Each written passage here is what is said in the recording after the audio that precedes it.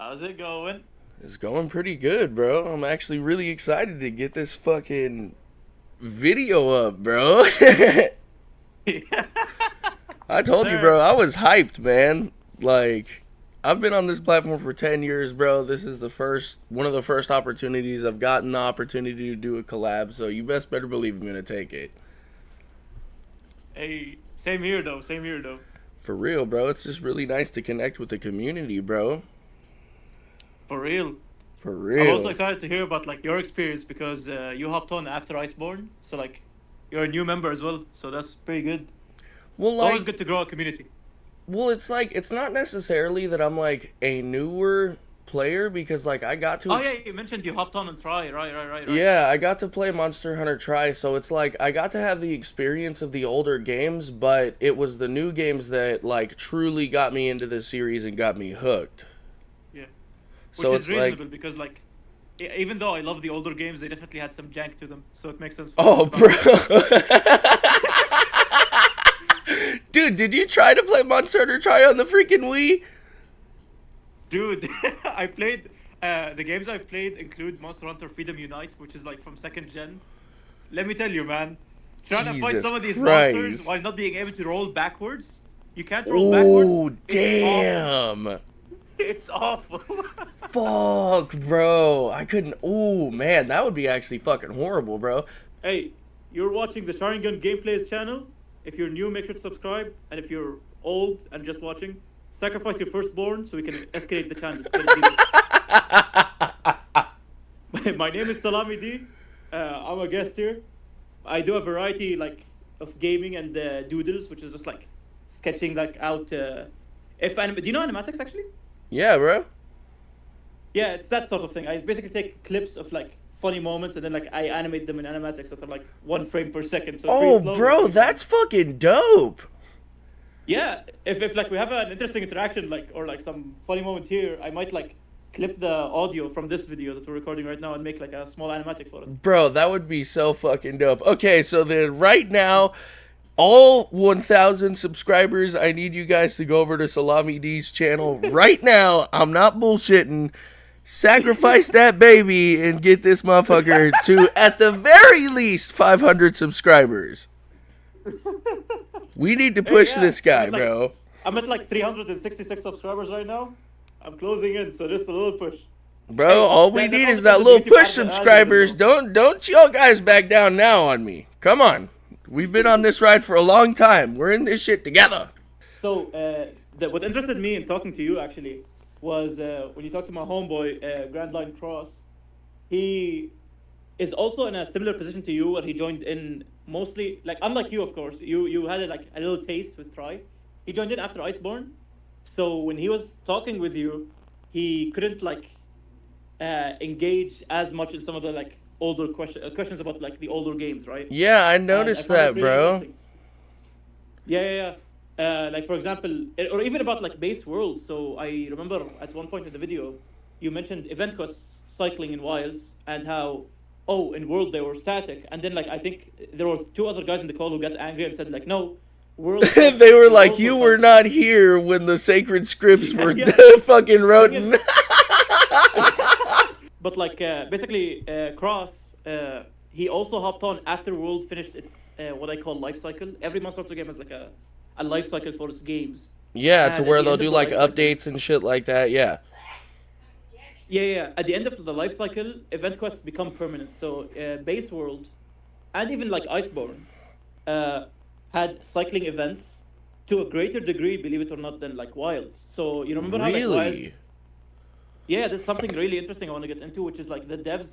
I think the backlash they got in the first month of the game's release made them want to be more involved with the community, because every critique I've heard, the devs have confronted, except for optimization, which they're confronting in the next update. Which Boy, they better let put me their. tell you about that optimization, boy.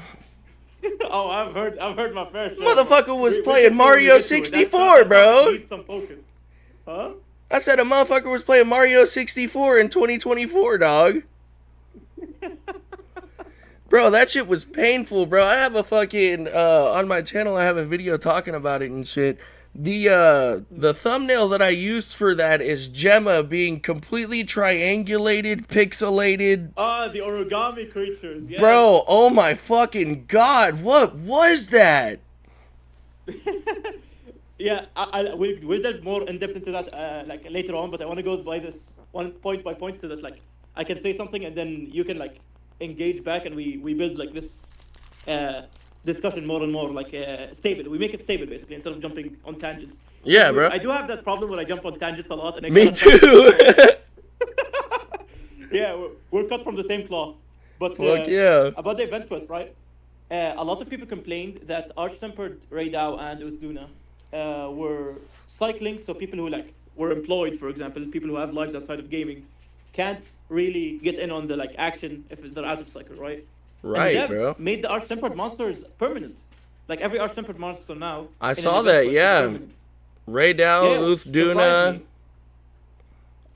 Yeah, and what surprised me even more is that they have like 3 other types of quests that are permanent, which is the armor sphere quests. So like quests that are event quests that help you grind armor spheres. Those are also permanent. Fuck yeah, I'll And give so- props where props are due, bro. Those are a big help, and especially the what are they? The decoration permanent event quests, bro. Those fucking man, those are a Those lifesaver, also bro. permanent. Good catch. Dude, those are Yeah, a yeah. fucking lifesaver, homie. And like, I will say, I'm glad that they did a lot of quality of life things for Wilds, and making those event quests that were actually like super super pivotal, because a lot of the monsters from what I had heard online, the ones that gave you good decorations were a lot harder for people to beat, and they took up a lot of time. And like that also comes back to Yeah, what they you were were quite saying difficult. as well, with like people having jobs and shit. Like, people weren't able to beat those quests like over and over and over again. They'd do it one time and they'd be like, yeah, I'm fucking good, I got the dub, I don't need this shit anymore. Yeah, yeah.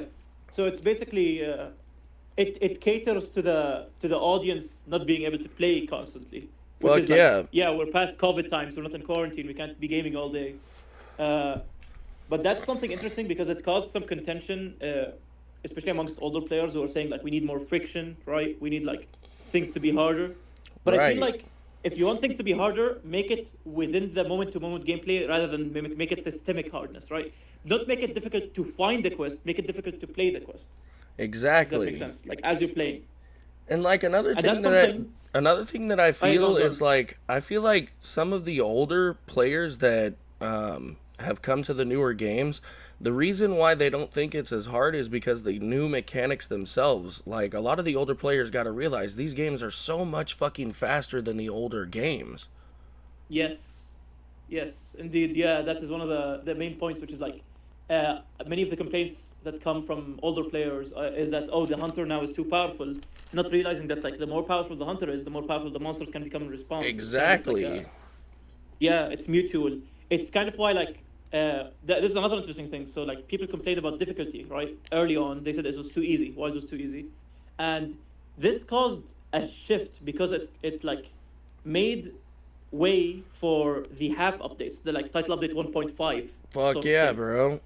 So yeah, so like in May they added the 8-star monsters that were like all the apexes plus Gormagala, and in post title update 2, so 2.5, I think it was August maybe, yeah, August, they added the 9-star monsters, and those difficulty wise are a lot more difficult than some of the older gen hunts. I was gonna like say, they- those like, for example- arc-tempered monsters and those 9-star monsters are a fucking straight up a testament to that, bro. I can't tell you how many Yeah. times I got fucking railed by Raydao, bro.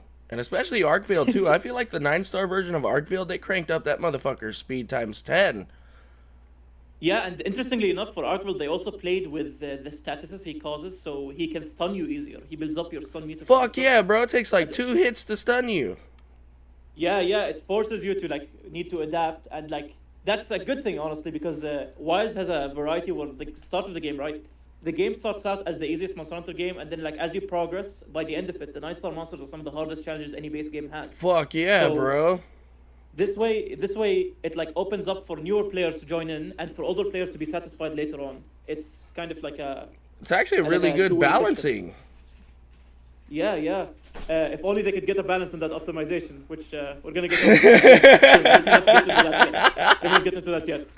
But like, what I want to say is a comparison with the World actually, because like Wise gets compared to World a lot, but there's a lot of misinformation that happens because much of the community has joined after World's life cycle ended with the Return to World event. Well, And, I'll definitely say, and like, I don't know why some people disagree with me, and I've talked about it on my channel. It's like some people actually think that Wilds is harder than World, and then I was like, but you got to look at it as a whole. Yes, the ending of Wilds feels harder than World, but it's like the whole game itself. Like, I talked about this a little bit in the last video with Cross. At the very beginning of Wilds, I felt like it became automated. Like, it cradled the new players a little too much, and then the massive spike at the end was just to satisfy old players. Yeah, that's kind of similar to what we talked about, right? Like a few moments ago, which is like the beginning of the game. Like Wise has a lot of variety in its difficulty. The beginning of the game is very easy. It's the easiest Monster Hunter game, and then it becomes the hardest base game we've had. Fuck And yeah, it is the easily, base game dude. because like expansions, huh? I said, fuck yeah, easily, dude. And one thing we didn't talk about, which really caught me off guard with last video, is we really didn't talk about Rise much. And I noticed there's a lot of hate for Rise, so maybe that's why people don't talk about it. But Rise, in my Don't worry, opinion... I can like explain some of the story behind that. But like, yeah, go on. Rise, in my opinion, had the worst base game of any Monster Hunter I've ever played in my life. Yeah. But had the absolute great, and this is the part where people are like, fuck you, you know, you're wrong. But in my opinion, Rise had the greatest DLCs I have ever seen in Monster Hunter, bro. Like, Rise with that, fuck, what was it even called, bro? The fucking... You mean Sunbreak? Yes, Sunbreak was the thing that pushed me to say Rise was my favorite Monster Hunter game of all time. Oh, that's interesting. Yeah. Yeah, Hear bro. about that, bro. So like, you view Rise Sunbreak as like better than World and Wilds, right? Oh, fuck yeah, easily, bro. Yeah. To me, yeah. it's not even Like, comparable. I see. Many in the community would disagree, and I can explain that in a bit. But like, for you, right? I think like, me personally, when I view Rise and Sunbreak, I view it as the Monster Hunter game that's like more arcadey. It's focused on the battles more. Yeah. Like if you like the battle system in like Monster Hunter, you're gonna really appreciate Sunbreak, and that's why like I'm I think at like anomaly level 238 right now, kind of like around there, and the fighting in that game is genuinely so peak. The systems that they've set up, they Man, played dude. on the they iterated on the like hunter arts from GU and like switched it up into becoming like the idea of the switch skills. You And played like the GU, right? crazy thing is like they even took it a step further, is they integrated a lot of Frontier shit into Rise. Yeah. Espinas is back. He's Bro, real. that was one of my favorite fucking videos to record on my channel, bro. The moment I saw that Espinas quest, and like, keep in mind I had kept myself in the dark for Rise, even though I didn't play it until it was like way past its like major life cycle. So like I kept myself in the dark. The moment I saw Espinas, I was like, this is not fucking happening right now. They said that they would not release Frontier monsters ever the fuck They again. lied. Bruh, they fucking lied so hard. And not only did they bring Espinas back, they brought Orange Espinas back. Yeah. Or I guess Flaming Espinas, if you want to use the new name. Yo, Flaming Espinas was a bitch. Especially in the arena quests, bro, where his nuke fights. covers almost the entire arena.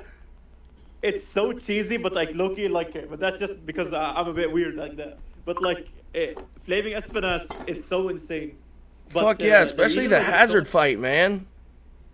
Oh man, I gotta get to the hazards. They're at Oh level 300 man, though, dude, right? that fucking... I don't want to spoil it, but that Espinas has something very special with its charge that is gonna fucking just... You're gonna be like, what the fuck is this? Because, like, they completely But, like- changed the way that one of the Flaming Espinas' mechanics works for the hazard fight.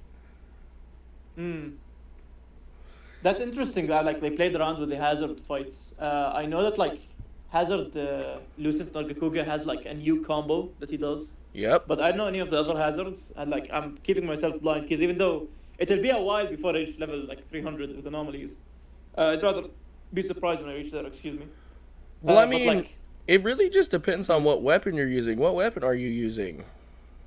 longsword, which is like nerfed in Sunbreak, but like I don't know, me. I like longsword in Sunbreak. I was gonna say, I don't feel like it's fucking nerfed, bro. Like, I did a video on Longsword on my channel a couple days ago. That shit is fucking cracked. Like, it's so fun to play that I legitimately started Rise over again, and I'm about to do like a super long video. Not like a super long video, but I'm gonna record the entire playthrough of Longsword, cut it down, and I'm gonna name the video How yeah. I Mastered Rise's Longsword. 100 days with longsword. Like, Cause, one of those bro, that 100 shit is days, like, snazzy as fuck. Yeah, the longsword has it's as its best moveset wise in Rise Sunbreak or Rise Break, but DPS wise as like near lowest end, because and here I want to get into like a little history lesson of the new gen games, or not the new gen games, Monster Hunter in general, right? Usually like. Okay, before I go to usually, with the Rise, the way it released, Longsword was severely overpowered, and so they kind of overcorrected with Sunbreak, and cut the DPS by like 25% for Longsword. I didn't know that. And so it kind of, it dropped in the ranking of like most, like highest DPS weapons. So it used to be number 1, and then like I think it became like number 6 or 7 now. Like, but you know, it's just game balancing. No problems there. Yeah, I'm sorry. I just said like it became number 6 or 7, and the fucking stupid meme popped into my head. the 6-7 kid. God damn it. Oh my god. Well, like But that's beside the point. I said, when I played Rise, it was much past the game's life cycle, so like I never got a chance to feel those nerfs. So like to me, the longsword feels like quote unquote normal, if that makes sense. Yeah, and that's the interesting thing, right? Like, Monster Hunter is very malleable as an experience. It really depends on when you hop on. That like you'll have a different viewpoint, and that's what I want to get into, like little history lesson of Monster Hunter. So, for example, you don't know why Rise is so hated, right? Like, your perspective is you came in on a game that was like stylish. It was finished. It was like well rounded out, right? Like you hopped on Rise at what point in its life cycle? Like after its life cycle, right? Yeah, so it's like I never got to experience the problems that the games had, or that the game had. Yeah, that's the interesting thing. So, out of no fault of Rise, of course, Rise was developed in the height of COVID, and so suffered a lot. Plus, it originally released on a Switch. Yeah. Like the way, the way that like Rise was hyped up, right? The first trailer for Rise came before Fatalis released, which I think was like around 2020, the height of COVID, and then a year later the game released, and so like a lot of the game's development, like middle section of the development, was eaten up by the Got COVID, chopped, right? bro. Yeah. So what happened was when the game released, you could only go up to Hunter rank 7 and no more. What? Yeah. So what What the fuck? So from what I thought the base game was bad, it was a lot fucking worse. Yes. What So the fuck? I swear to God, I did not know that, bro. Hey, but like you sensed it, bro. You realized, wait, this base game low key bad, bro. Right, like I knew in hindsight, like this shit was not okay. But it released like basically what happened was it released without the final quarter of the story out, and so the game locked you at Hunter rank 7 because you're supposed to get an urgent quest, Hunter rank 7, to beat it and then like level up some more to uncap your Hunter rank. Issue is the quest wasn't available at the time, and so they released an actual unfinished game. Yeah. Like what happened was, and there's many theories about it, right? I'll get into some of them later on, but I don't want to say them right now to like not poison the well.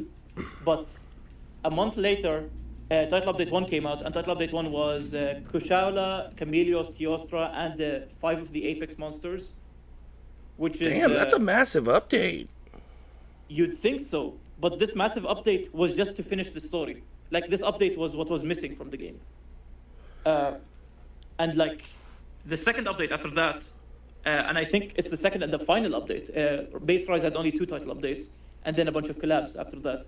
The second title update was All Mother Nara and Valstrax, which Valstrax is peak in Rise. Like Oh fuck I yeah, love bro! That fight is so good.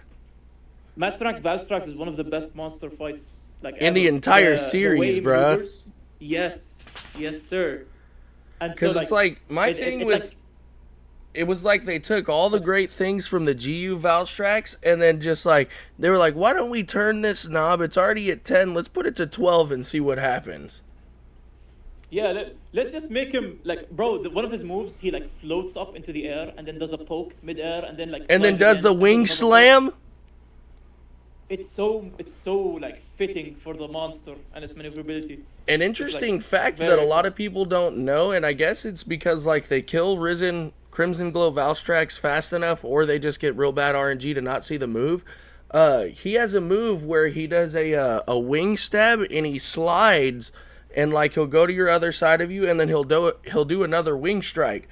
Usually that's where the move ends, but like there's some, I don't know if it's like a bug, but I have it recorded 4 or 5 times on my channel where I've fought in Risen Crimson Glow Valstrax, and he'll do the stab, the dash, the stab, and then it looks like he'll cancel himself out of his move, and then he'll do the charged wing slap. Oh, he's doing like animation canceling. Yes, bro, I swear to God, it's an actual Street fucking Fighter. thing. Oh man, I love that monster. But just in caution of not going into another tangent, basically like this poisoned the well for Rise, right? The way that it's released. And so by the time Sunbreak came out, the community was already pretty sour on the game. And Sunbreak released, and lo and behold, it was actually pretty good. It was pretty good on release. However, it released without its end game. It released without the So it had the same problem as Base Rise. I could excuse this more than the base Rise because at least your hunter rank was uncapped, bro. Fuck you weren't yeah. capped like master rank 3. Because like Sunbreak on the other hand, like it wasn't released in COVID time, so I'm not sure what exactly happened there. I think the theory, right? Let's get into the theories that I mentioned before, but I didn't say to not poison the well for you, so you can like form your own ideas as I'm explaining. But one of the theories was it was supposed to release with this stuff, but World was such a success with its title update system That they decided to cut prioritized some World. content. Yeah. They prioritized World's title update system, and then they tried to mimic the title update system with Rise by delaying some of the stuff that was supposed to be in the game.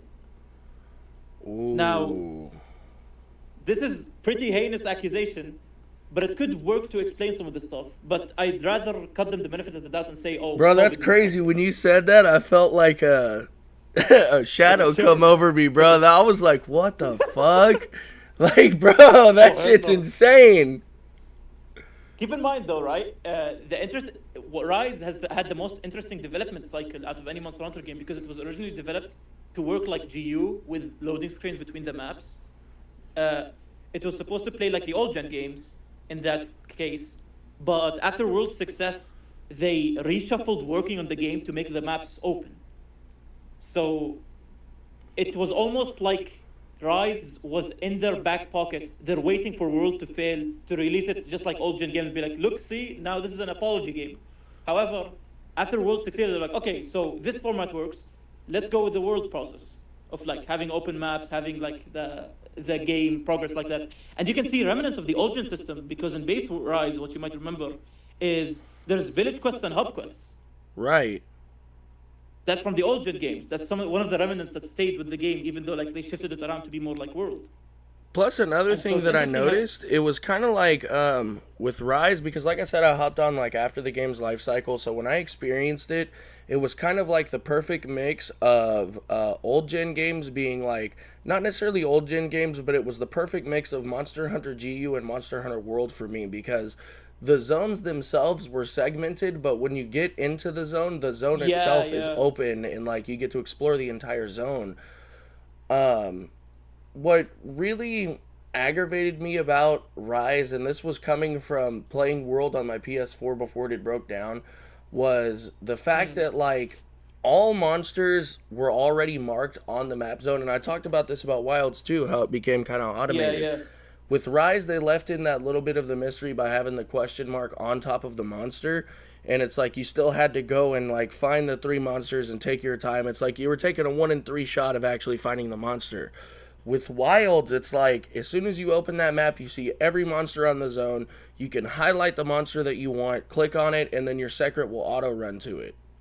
It's like Yeah, but however, in Wilds, it's the same as Rise in that if you didn't discover the monster yet, it actually shows you like question marks above the monster. It doesn't actually like reveal the monster until you've discovered it. So it's Rise and Wilds has the exact same map systems. Difference is with Rise, the movement, right? Because the maps are so flat, you can just kind of like swing around. And with Wilds, because you don't have that crazy movement, they had to give you the sacred to be able to manage around the maps. But map-wise, the systems are very similar, which is like monster is question marked until you find it, and then it's no longer question marked for the rest of like your playthrough. I guess I got super fucking lucky then, bro, because I must have ran into every monster on my first try. Cause like it seemed to me as if the monster was already marked on the map, bro. Like I would hop on my sacred, I would run to a random area, and the monster would be there. Like, and like I said, I guess I got super fucking lucky or something, bro. Because like it seemed to me as if the monster was already marked on the shit, and I was just running to him with my sacred. Yeah, that's odd because like if you want, you can try to view some of the. Oh, for example, right, Rage Gaming, right? Their video on the Rathian.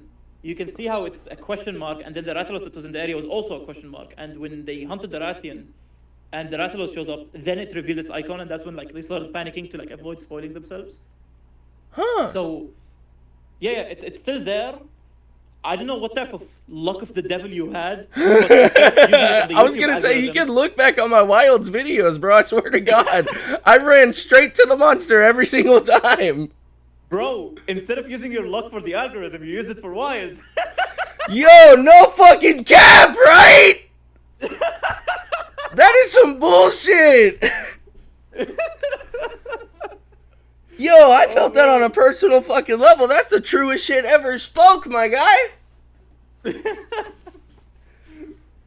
but yeah, about like the way that Wilds is set up, right? And the tracking, right? The tracking is an interesting subject to talk about because Monster Hunter always struggled with the idea of tracking. So the original games, you'd like paintball the monster to find them. There wasn't really much tracking, quote unquote. It was you find the monster, then you paintball them until you learn where they spawn, and then you just go there immediately. Right. This was an issue that the devs faced, and there's a channel called Unnatural History Channel, which talks about like Monster Hunter. Usually, what he does is he tries to like break down monsters scientifically and seeing which monster is plausible, which monster is not plausible. And usually, it's pretty harsh. So a lot of people like kind of get icky because like, no, I like my monster. But he had a video that was really long. It was discussing the tracking and how to get tracking right, you're gonna have to sacrifice the monster roster size.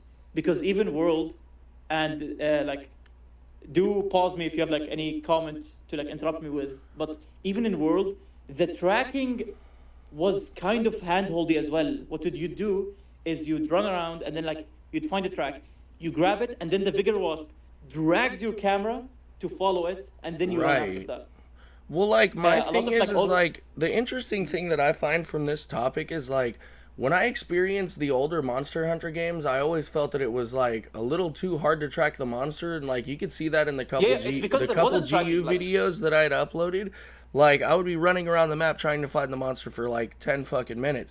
But then it's also comparative to the new games to where I said it's, like, it's too easy to track the monster.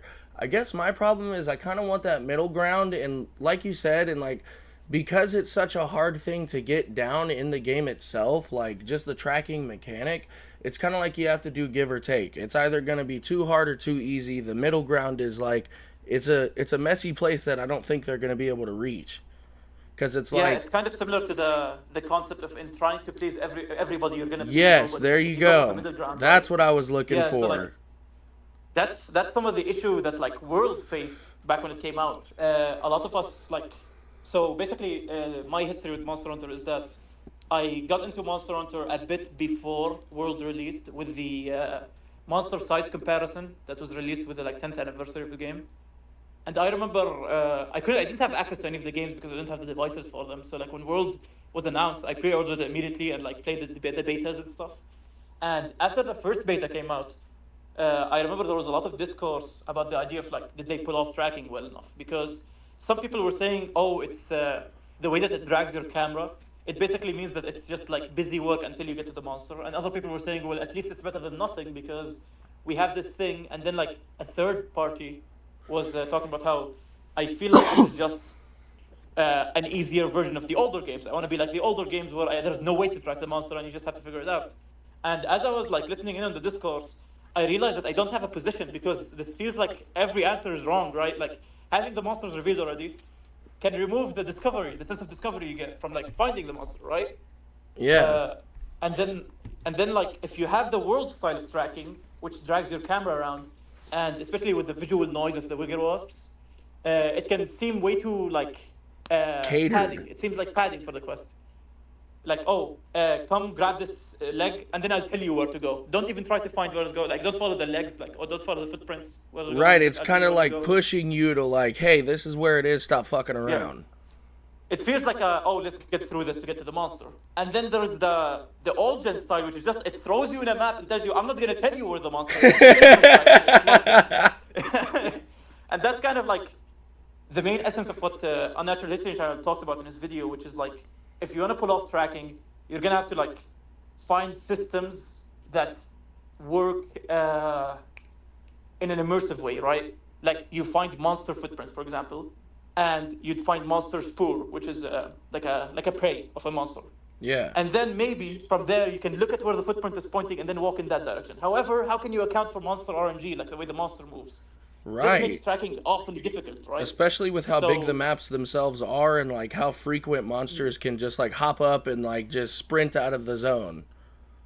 True. So that's why like a Natural History Channel said like a point which is like, I'd rather no tracking with a good roster rather than like tracking with a roster that's half the size. And I do wonder if there's a way to compromise, right? Like, is there a way to have tracking in a game without compromising the roster size because of the amount of dev workload that would be going to the tracking system? Well, here's an that interesting most likely, one. A lot of people will struggle with. Here's an interesting one. Why not add more monsters on the map instead of 3 at a time? Or main monsters? That's what Wilds did, thankfully, which is they have like 7. I think it's the monster cap for Wilds is 8 monsters per map or 7 monsters per map. Unless Which you is get like- a special case of the pack monsters, then I think it's up to I think it gets up to like 12. Oh yeah, bro, the fucking I remember the packs of Jan Kutku, which would. Oh my god, I was just about to say that, bro. I swear to God on my life. Dude, me and my boy Assyria were getting run over by a pack of like 9 Yuan Kutku. Holy shit, dude, it was the most toxic fucking quest I have done since fucking GU's Lagiacris, bro. It's absolutely hilarious, bro. Like I remember even the like actual like mandatory assigned quest, right, where you enter the if you look up, the devs wanted to emphasize the infestation so hard, they added young Kitkus to this damn skybox. If you look Yes, up, there's young bro. Kitkus that are not in the map that are in the skybox. Just floating How fast do around. these things breed? How fast do these things breed? They're breeding like rabbits. Oh my god. Yeah, but like that's one of the interesting parts, and like again, it goes back to the discussion of like how can you assign dev time, and like it made me realize that my perfect Monster Hunter, which would have tracking and like very grounded and immersive gameplay, might not be the most popular idea. Like for example, right? Look at the difference between like my favorite Monster Hunter and your favorite Monster Hunter. Mine right now is World Iceborne, and like Wilds is slowly coming up to like beat it if like it keeps up the quality of title updates. However, that's because I like my Monster Hunter games more like, oh, I want to be like in the dirt. I don't like focus too much on the idea of like combat. I want combat to be fun, but I want my world to be immersive more so. But that is a taste, not an objective better take. Right. And your taste is I want the combat to be complex. I want it to be as engaging as possible, as like challenging to like reaction time as possible. I want it to be fast. I want it to be like actiony. That's also a taste, not exactly objectively better or worse, but that shows like the different tastes that exist within the Monster Hunter community. The community is like it's so big. It has too many facets to appease all. Well, Right. you gotta think So about it like this. Like, Monster Hunter really didn't even become mainstream until World came out. Like, a lot of people didn't even know that Monster Hunter existed until World, so they didn't get to experience any of the older mechanics and shit that old players got to experience because it was such a niche game at its time. And then, like, as soon as World came out, it completely exploded Monster Hunter's popularity. My thing is like, since I got to experience both sides, and like especially with Wilds I got to see how like a Monster Hunter game releases. I don't know if that sounds weird, but like I got to experience it for the first time. Honestly, bro, like I really think Wilds is in low tier, bro. Like I that's guess interesting to me I don't know if it was because because of my PC or whatnot, but like for the entire first 5 months of Monster Hunter Wilds, that game was almost completely unplayable for me. Like I got all the way up damn. to the Arc Veiled, I beat Arc Veiled, and then I just stopped playing. And then as soon as they had that first performance update where it fixed all those polygonal textures, it brought me back. But I feel Yeah. like my opinion was already tarnished so much because I bought in the Ultimate Yeah, you Edition had the too. rise effect. Like, bro, Yeah. I had bought in the Ultimate Edition. That shit was $100, bro. Like, in that moment, I had felt like I had wasted my time. But like, seeing how Wilds is being updated and like how things are going, it's more pushing towards. In my personal opinion, it's more pushing towards the Rise point to where it's going to have extreme amounts of content that aren't going to be lacking during the end phase. The beginning of the game is very lackluster, but the end game of Wilds is going to be so, and like this is what's keeping me like pulling back to the game. I know for a fact the end game of Wilds is going to be one of the greatest experiences I've ever had in terms of like just gaming in general because of what Rise showed me with its end game. That's really good self-awareness there. A lot of people struggle with that idea. They play Iceborne, right? They see the game at the end of its life cycle, and they have this assumption that this is how the game released, and that's the assumption you escaped right now by realizing like, oh, the way that Wise is going, it's gonna end up in a similar position to like how Risebreak right now is so peak, and that's something that like I wanted to like bring up, which is a lot of world fans, and this isn't like to you because like you've escaped this cage, but like a lot of world fans have rose tinted like glasses for world, and I remember there was a blood feud between world fans and Rise fans when Yeah, Rise is bro. released. I even got to experience that just like uploading Rise on my Yeah, channel, yeah. bro. Like I got hate for uploading Rise. Yeah, world fans were rapidly trying to take down any Rise Yeah, love bro. It's like they're because Rise wasn't like gatekeeping the world. shit.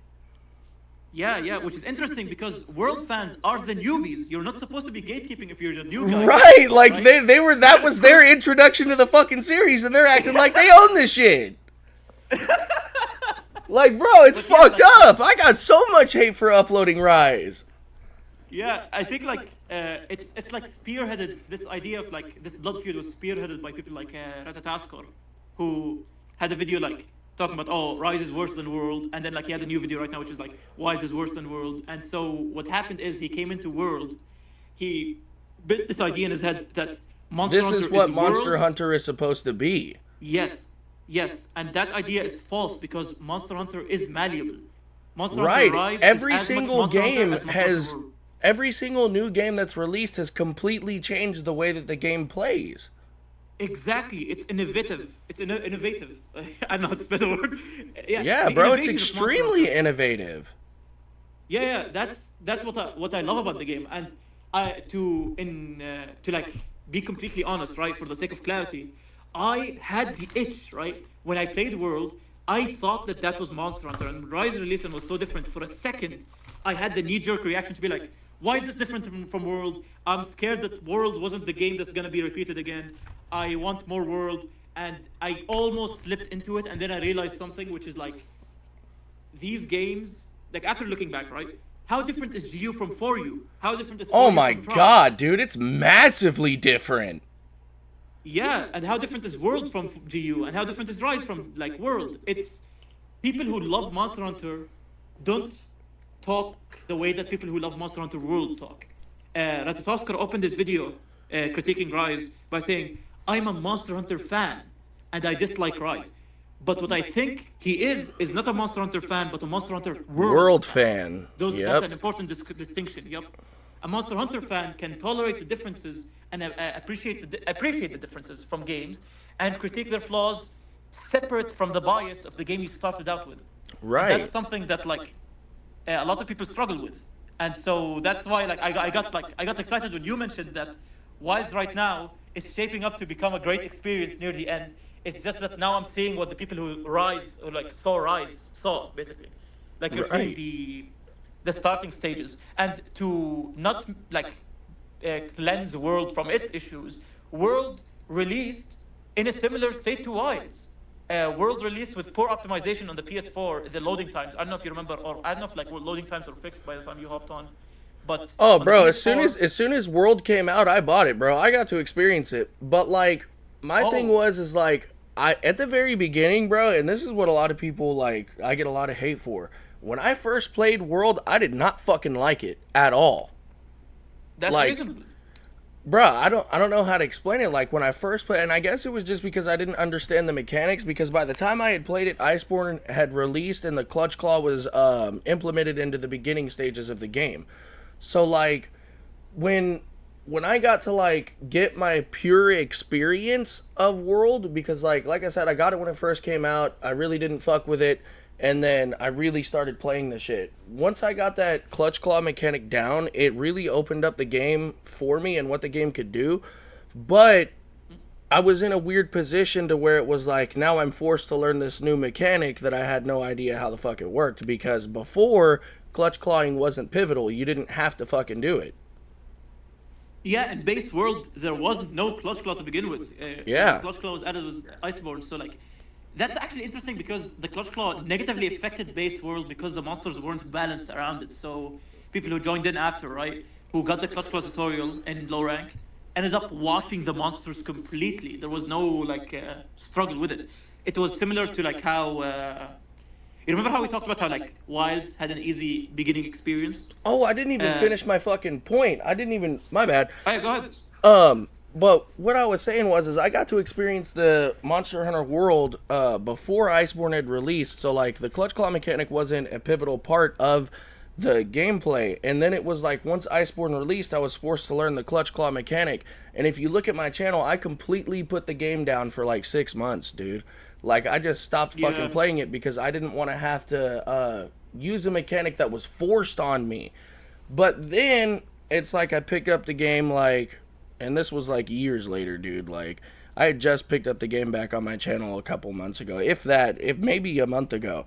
And like I really really like World. Like it's now that I've learned its mechanics and how the game wants me to play it, I can say that World was a really good game. But the reason why I don't like it as much as Rise is because of that fact that I felt that the clutch claw was forced onto me. And that's valid because you know why?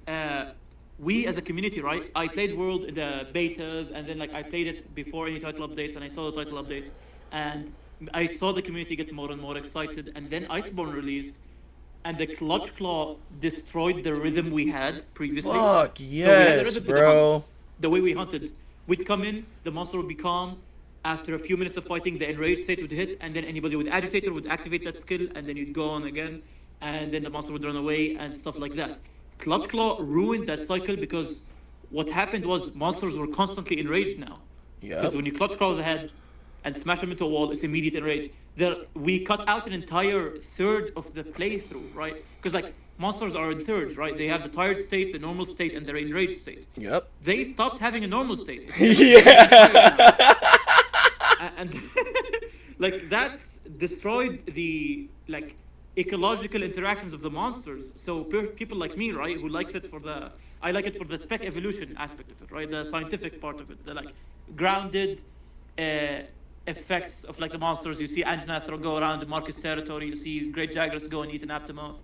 That never happens anymore with the Clutch Claw because they're constantly angry. So you don't see behaviors like that. Yeah, they lose their And, interactions with the environment, and it makes the game not feel as a living, breathing world anymore. yeah, it started feeling more video gamey, which kind of maybe like played into the slip that I Yeah, had I when understand Rise that. was Yeah, released. I It can was see more video that. gamey. Yeah. And so like it's really interesting to me when people talk about like world uh and like it's okay to praise world. Again, World Iceborne is my favorite Monster Hunter. But when people praise world blindly, especially in relation to Wilds, it starts feeling like another blood feud, right? The world fans are trying to build up more hate for Wilds again, just like how they did to Rise.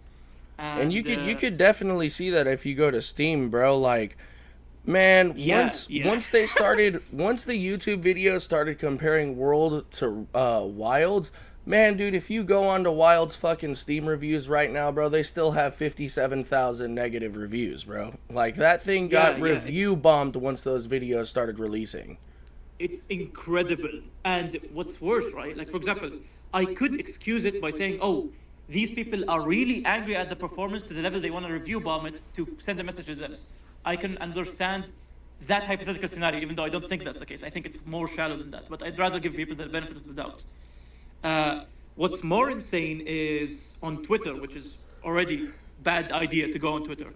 But Fuck yeah, if you go bro. on Twitter, yeah, if you go on Twitter, That shit's a the Monster fucking Hunter war community, zone. it berates every post by Monster Hunter, like the Monster Hunter account, right? Post about a new event quest. You go to the comments, all of them are talking about how like Wilds is a shitty game compared to World. I was like, holy shit!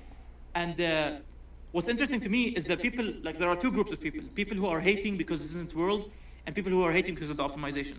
And the second group interests me because if you dislike the optimization, target the optimization team. Don't go to the people who are making clothes, because what happens Right, is bro. uh, They're the event directing quest, their right? There's hate an at event shit quest. that doesn't deserve it.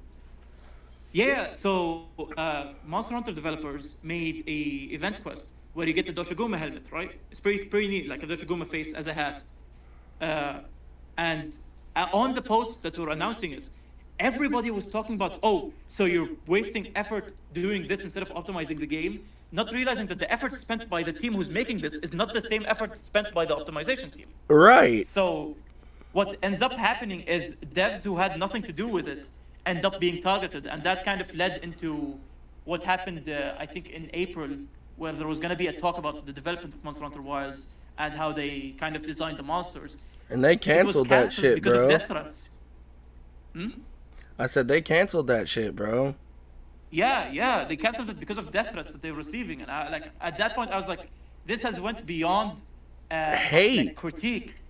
Yeah, this is like, it became unreasonable. I was like, okay, so it made me realize that, like, if I want to, like, I feel like I want to detach from the community, right? Because when I played Wilds, of course I'm on console, so I don't see what like the PC people are struggling with. So for me, the game is running fine. I'm seeing all the graphics. Privileged little boy. I'm like playing through it, and I go, you know what? I'm not I don't really care about difficulty. Like, oh no, I should say I care about difficulty, but I don't view it as the most important thing in games, right? So when I played through the game and it wasn't that difficult, I still was entertained because I'm a lore buff. So the lore drops that happened in Wilds were completely insane. So I was Fuck eating yeah, this. they were, dude. Artificial creatures. That's finally confirming the equal dragon weapon. I That was about to motherfucker say has the been, fact like, that they brought up the equal fucking dragon weapon with Zoshia. Oh my finally, god. 20 years. That the shit art was took it. so goddamn hype, bro. I was freaking the fuck out in that video. I was Man, like, but, this like, is not for fucking real. happening. We finally got our Frankenstein monster, bro. It's like, this shit is fucking incredible. I was so hyped, bro. Same. I was like completely losing my mind. And before I go on, did you fight Fatalis in Iceborne yet? No, I haven't fought in Fatalis yet. I haven't even finished my All right. fucking Iceborne playthrough yet. Fucking 8 years Hey, later. that's right. Focus on Frontiers. Frontiers is big. But like what I was gonna say is certain moves. Since you played Sunbreak, I can compare them to Geismagorn. Zoshia, the way it was designed, is that its moveset emulates the movesets of other monsters. So you may have noticed Zoshia has a move where it drags its hand, like the wing arm, down and then slides forward. Yeah. That's from Geismagorn. Yeah. So that is like giving you the. It's interesting. They play on the idea that you've memorized movesets before, and they play on that to give you an intriguing like story through gameplay, which I love. Uh, there's a YouTuber called MH Swooser who talked about the idea that like what games can use to drag you into the world doesn't need to be difficulty. It could be intrigue. It could be entertainment. It could be wish fulfillment, right? Recent gameplay discourse has devolved into just talking about difficulty, and that kind of stole away from the other aspects of video games that can be enjoyed, right? Hey, bro, if Like, you ask me, and this is a person who spent 1,000 hours on Elden Ring doing fucking randomizers and shit, it is entirely Dark Souls and Elden Ring's fault. yeah, I was gonna say that. 1,000 fucking and this is- percent. Dude, I Yup, got to yup. experience how brutal the Dark Souls and Elden Ring community can fucking be, bro. These people don't Bro, fucking it's play like if you around, use any bro. of the game's mechanics, they tell you, oh, you didn't beat the boss, you were cheating. Damn, Like, bro, let me play the literally, game. bro. Like, those are the most harsh fucking community of people I've ever seen in my fucking life. Yeah, that community seems to have like infected other communities slightly. It's kind of what happened with the Silksong as well recently, but like that's besides the point, right? What happened was I played like Wilds, and I was really enjoying my time, right? Because I didn't struggle with the same struggles that PC people had to face, sadly. So And I that's came an, to that's an YouTube. interesting thing because my homeboy Assyria, I do most of my playthroughs with him on my channel. He doesn't have his own channel, but he just likes to record with me and shit. He got to play the game on console. He has an Xbox, so like when I was telling him about the performance issues, bro, he wasn't like believing me. Like he was laughing at me and shit, you know, making jokes and shit. And then I sent him that one fucking picture of Gemma. He was like, bro, I am so fucking sorry. He was like, we're not playing the same game at all. Yeah, that's interesting. Like, so Wilds has an extra layer to it where, unlike other Monster Hunter games where your experience is molded by what time you hop on, now your experience is molded by what time you hop on and what device you're using to play the game. Fuck So, yeah, people who play- bro. That could not have been said any fucking better. Hey, thank you, homeboy. But like, this also plays into the clashing perspectives that people have online now, which is previously it was you'd hear people say World sucks, and then you see World fans saying no, World is good. Both of them had different experiences of World. One of them hopped on at the beginning, one of them hopped on at the end, and so this cannot be like these two views cannot be what's the word here? They can't be compared. Yeah. Like the comparison here is odd because technically they played the same game, but They from had their two inner completely experience, different they didn't. experiences. Yeah.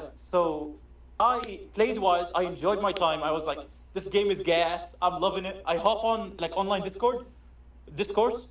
People are like, this game is the most buggiest bullshit ever.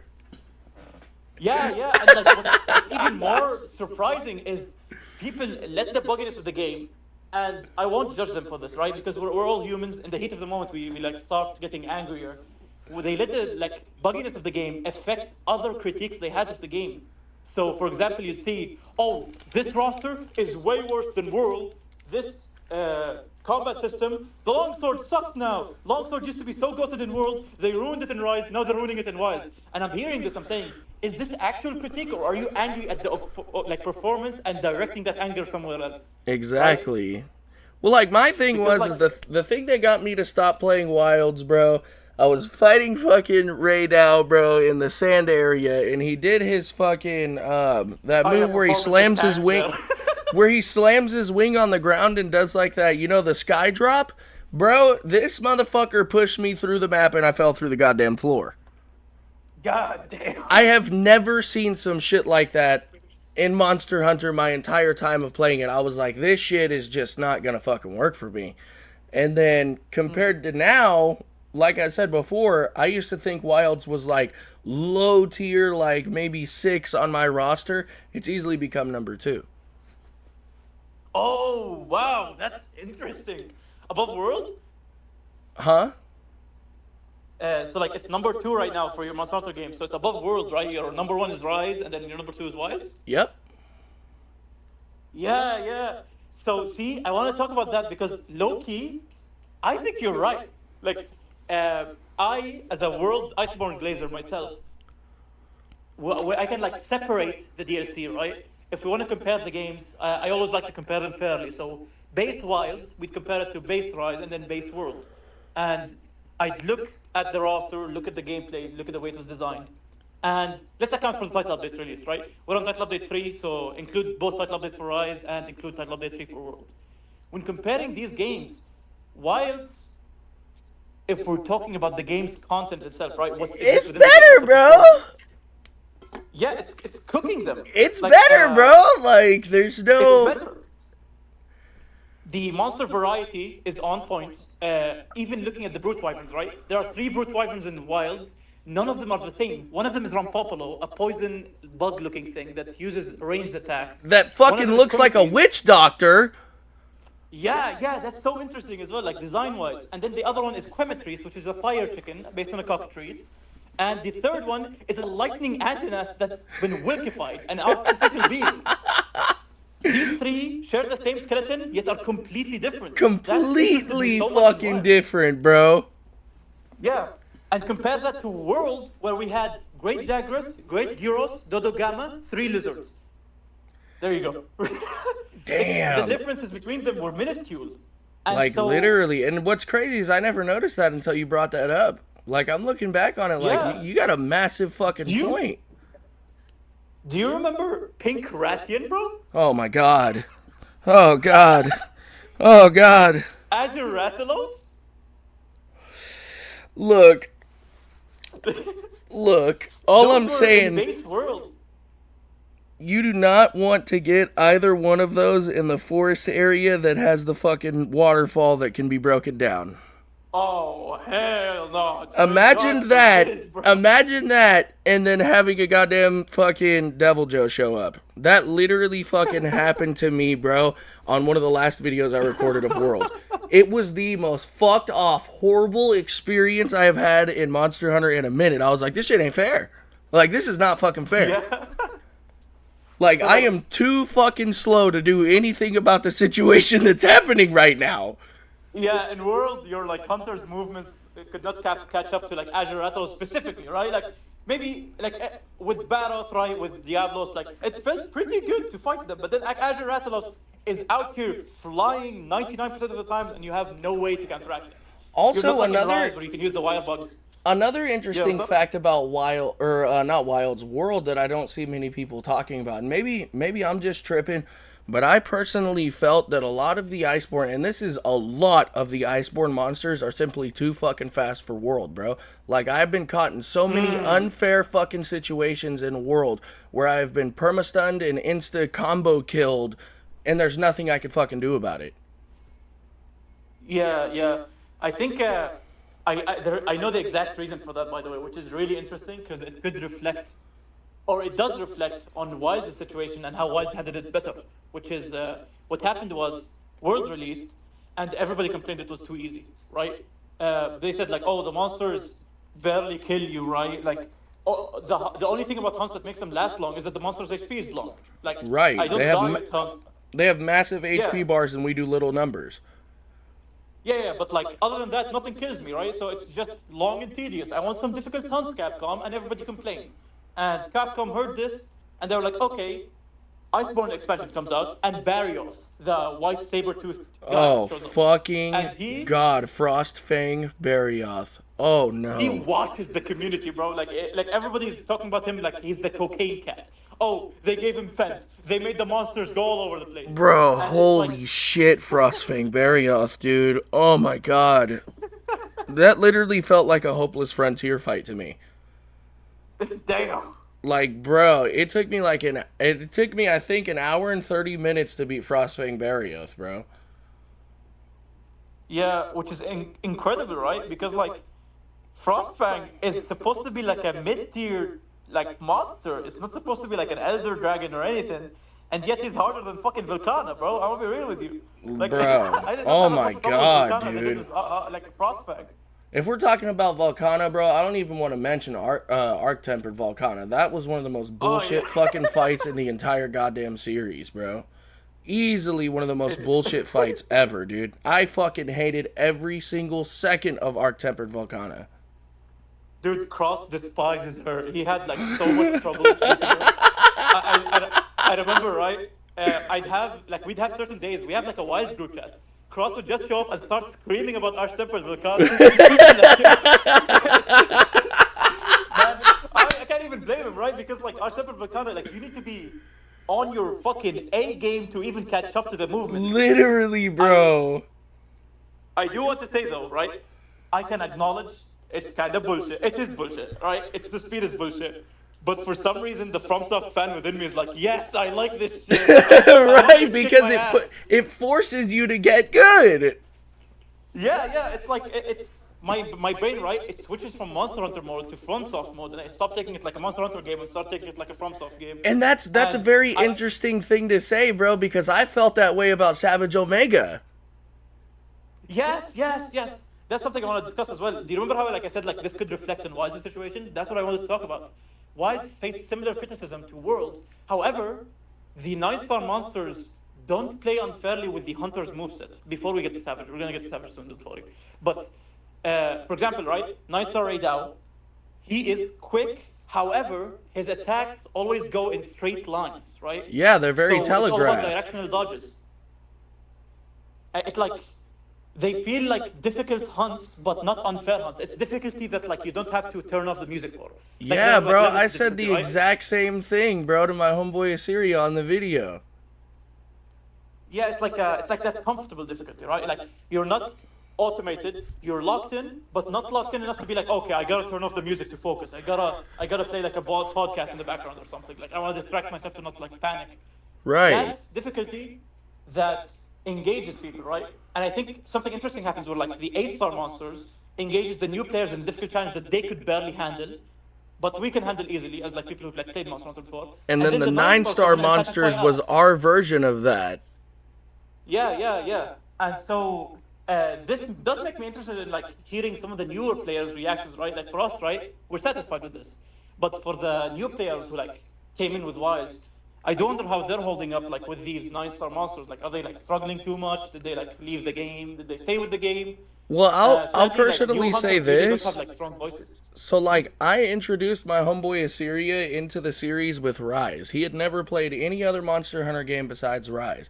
I fucking let him play Rise, dude. We did like a 500-hour playthrough. Like, we had a fucking amazing time doing it. When he played Wilds, he was like, this shit is pretty easy compared to Rise. And then as soon as those 9-star monsters hit and he got to play, and as soon as he got to play them without me, he was like, bro, I don't know what the fuck happened with Wilds, bro. He was like, this shit just did a full 180 on my ass. He was like, this shit is not fucking okay. He was like, bro, I'm using the insect glaive right now and Raid fucking Dow is tossing me like a fucking salad. I was like, bro, it's really not as bad as you think. You just have to learn his moveset. You have to stop and think about what he's doing and react to him. Don't let him react to you. Yeah. It's like all about understanding. You need to be able to kind of see the beginning of the move of a monster and be able to tell, oh, he's doing this move, right? Like he's reeling back, he's gonna swing his arm. I need to dodge this direction. And so like it kind of drags you into the game, right? It makes you engage with the monster more. And this is why the people who were complaining about difficulty maybe felt satisfied with this one. I saw the odd comment here and there saying like, "Oh, I asked for difficulty, but not like this." But Yeah, I remember seeing those. Huh? I said, yeah, I remember seeing those. Yeah, bro, it's hilarious, right? Like every person who does this, it's like, bro, you asked for this. What are you talking about, man? Literally. It's like, yeah, I think CR Volcanic, which is like another Monster Hunter YouTuber, had like a 40-minute video just ranting about these people. He said like, I dislike the word artificial difficulty, right? Just criticize the fight. Don't throw around like buzzwords. Just say what you dislike about the fight and move on, bro. We asked for this difficulty. We, the community, want this difficulty. So we can't complain to the devs after they give it. Now to that us. we gotta give fucking them got mixed it. signals. Yeah, we can't like give the devs mixed signals because that may cause problems in the future. So like, it's Well, I important mean- to like stand our ground and be like, thank you, devs. That's what we wanted. Look, bro, I'm gonna be real with you. Like, I like the direction that they're doing with Wilds. In my personal opinion, Arc-Tempered Uthduna had artificial difficulty. Like, to me personally, it truly did. Because my thing was, and maybe it's because I wasn't having decorations that would counter it or whatnot, but the fact that when she'd do that belly flop and then the wave would fall after it put me in a situation where I would have to dodge the fucking belly flop, but I always get caught with the wave. And like it would always Yeah, end up in yeah. me dying, and I was like, this is fucking bullshit. There is a way to counteract it by using Meyer Walker, the skill Meyer Walker. It like allows you to walk through the waves, like unaffected. Oh, well, then I have no complaints then. Yeah, I didn't know that was a thing. No, no, but Yeah. like it's interesting that you say this, right? Because I think this is something that Monster Hunter has like a specialty in that could be kind of hidden to the average like player, right? I usually have a bad habit of fighting a monster and then being like my like the stupid the get good mentality, right? The FromSoft mentality that stays over the don't use summons, don't use this, don't use X, Y, Yeah, and bro, Z. me I go, too. yeah, I don't want to change my build. I want to beat this monster like this. That's Bro, interesting, I've right? rammed Because my head against Arc Tempered Duna for 2 hours before I beat that bitch. yeah, yeah. Honestly, same. I did not equip Mile Walker, even though I knew it would help me because I was like, I want to experience this fight to the fullest, bro. Some asinine shit like this, right? But like, it's something about Monster Hunter, like the series, right? It's not about Wild. It's like every Monster Hunter game has an interesting aspect, which is you customize your experience. If you if you are facing difficulties in the hunt, this monster is stunning me too much. If Val has X, Effluvium is cutting my health. Yeah, Put all the skills they that give matter. you all of the utilities to be able to deal with the situation. You just have to be willing to use Yeah, them. yeah, and the issue is Monster Hunter sometimes can be daunting, right? Because of the amount of menus you face when you're building the armor set. There's like 3 pages of skills. You gotta like be knowledgeable. You gotta have a Wikipedia's worth of knowledge up there in your noggin. But when it clicks, it can be a very interesting experience of like, oh, I know what this monster's powers are. Let me counteract it and exploit its weaknesses. That's I think what makes Monster Hunter special, as opposed to games where like the main way to express your skill is through abilities, right? So like Elden Ring and Monster Hunter, Elden Ring's ability to like express your skills come from you That's using good that you مثلا, brought that up. I was just about to say that would be like comparing Monster Hunter to Sekiro Shadows Die Twice, where Sekiro Shadows Die Twice has one form of gameplay and you are fucking stuck with it and you are forced to learn how to play the game. With Monster Hunter, yeah, you literally have 14 different weapons, 14 completely different styles to choose from, along with they having feel those almost like different games. yeah, it feels like a different game with each weapon that you play. And then on top of that, you have like the 200 plus fucking skills that can be used to optimize your character in any single way. Yeah, it's like it's the variety on display is like quite staggering, which is why I can understand why people sometimes have difficulty sticking with Monster Hunter, right? Do you want to know an interesting statistic? Uh, for out of everybody who played World, right? Like Worlds, the majority of World players were new players, right? So we can use it as a gauge to see how the general public reacts to Monster Hunter's mechanics. And so MH Meatman had like a study, like he did a study on this, right? He went through every achievement in World and saw how much players passed the achievement. So you can see kind of how, when players dropped off by how much the achievements have less trophies, right? Right. So what happened was World started out, and by the time Xeno'jiiva is defeated, around 60% of the players left. Holy shit. Like, so less than half the player base defeated Xeno'jiiva. This implies that this game, even in its easiest form, right, the new gen Monster Hunter World, the easiest game of all time, it still has difficulties attracting new players because the difficulty here didn't come from the gameplay; it came from knowledge. It's a knowledge gate. When you enter Monster Hunter, you don't know anything. That's the difficulty. Once you understand how the game works, a lot of the difficulty is gone. Now the difficulty that remains is how well can you adapt to new monsters. Right. So these people couldn't surpass this hurdle, and that makes sense honestly because Monster Hunter is quite a complex game to get into. But if you get into it, it becomes rewarding, right? And so this is the interesting aspect that I noticed, like with Monster Hunter, that I find quite fascinating. Like I appreciate it. Well, like the way that you explain that, bro, and this goes back to what I was saying, and it might be a lot of players had the same case as me. You said that a lot of people stopped playing after Xeno'jiiva, which means that they didn't get to experience the Iceborne. So like maybe it was the integration of the Clutch Claw itself and having it be forced upon you that stopped a lot of people from playing Iceborne itself, not necessarily the difficulty. because like Oh, the clutch claw completely changed the way that the game was played entirely. Like you were forced to take 10 seconds out of your time to tenderize a monster just to guarantee good damage. yeah, that could play for players who joined in after Iceborne, but the main topic here is that these are people that played pre-Iceborne release. So the way that Clutch Claw works, right, is that not only did it not exist in base world before the expansion release, right, from 2018 till the middle of 2019, the expansion for World Iceborne released in September. So from that time period, Clutch Claws didn't exist, and the creatures didn't have the clagger mechanic, right?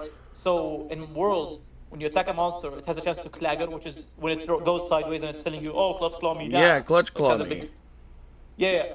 That did not exist in World until Iceborne released, and it retroactively got added to base World. So it allowed the flow of combat to be existing, like to exist by itself without the effects of Clutch Claw.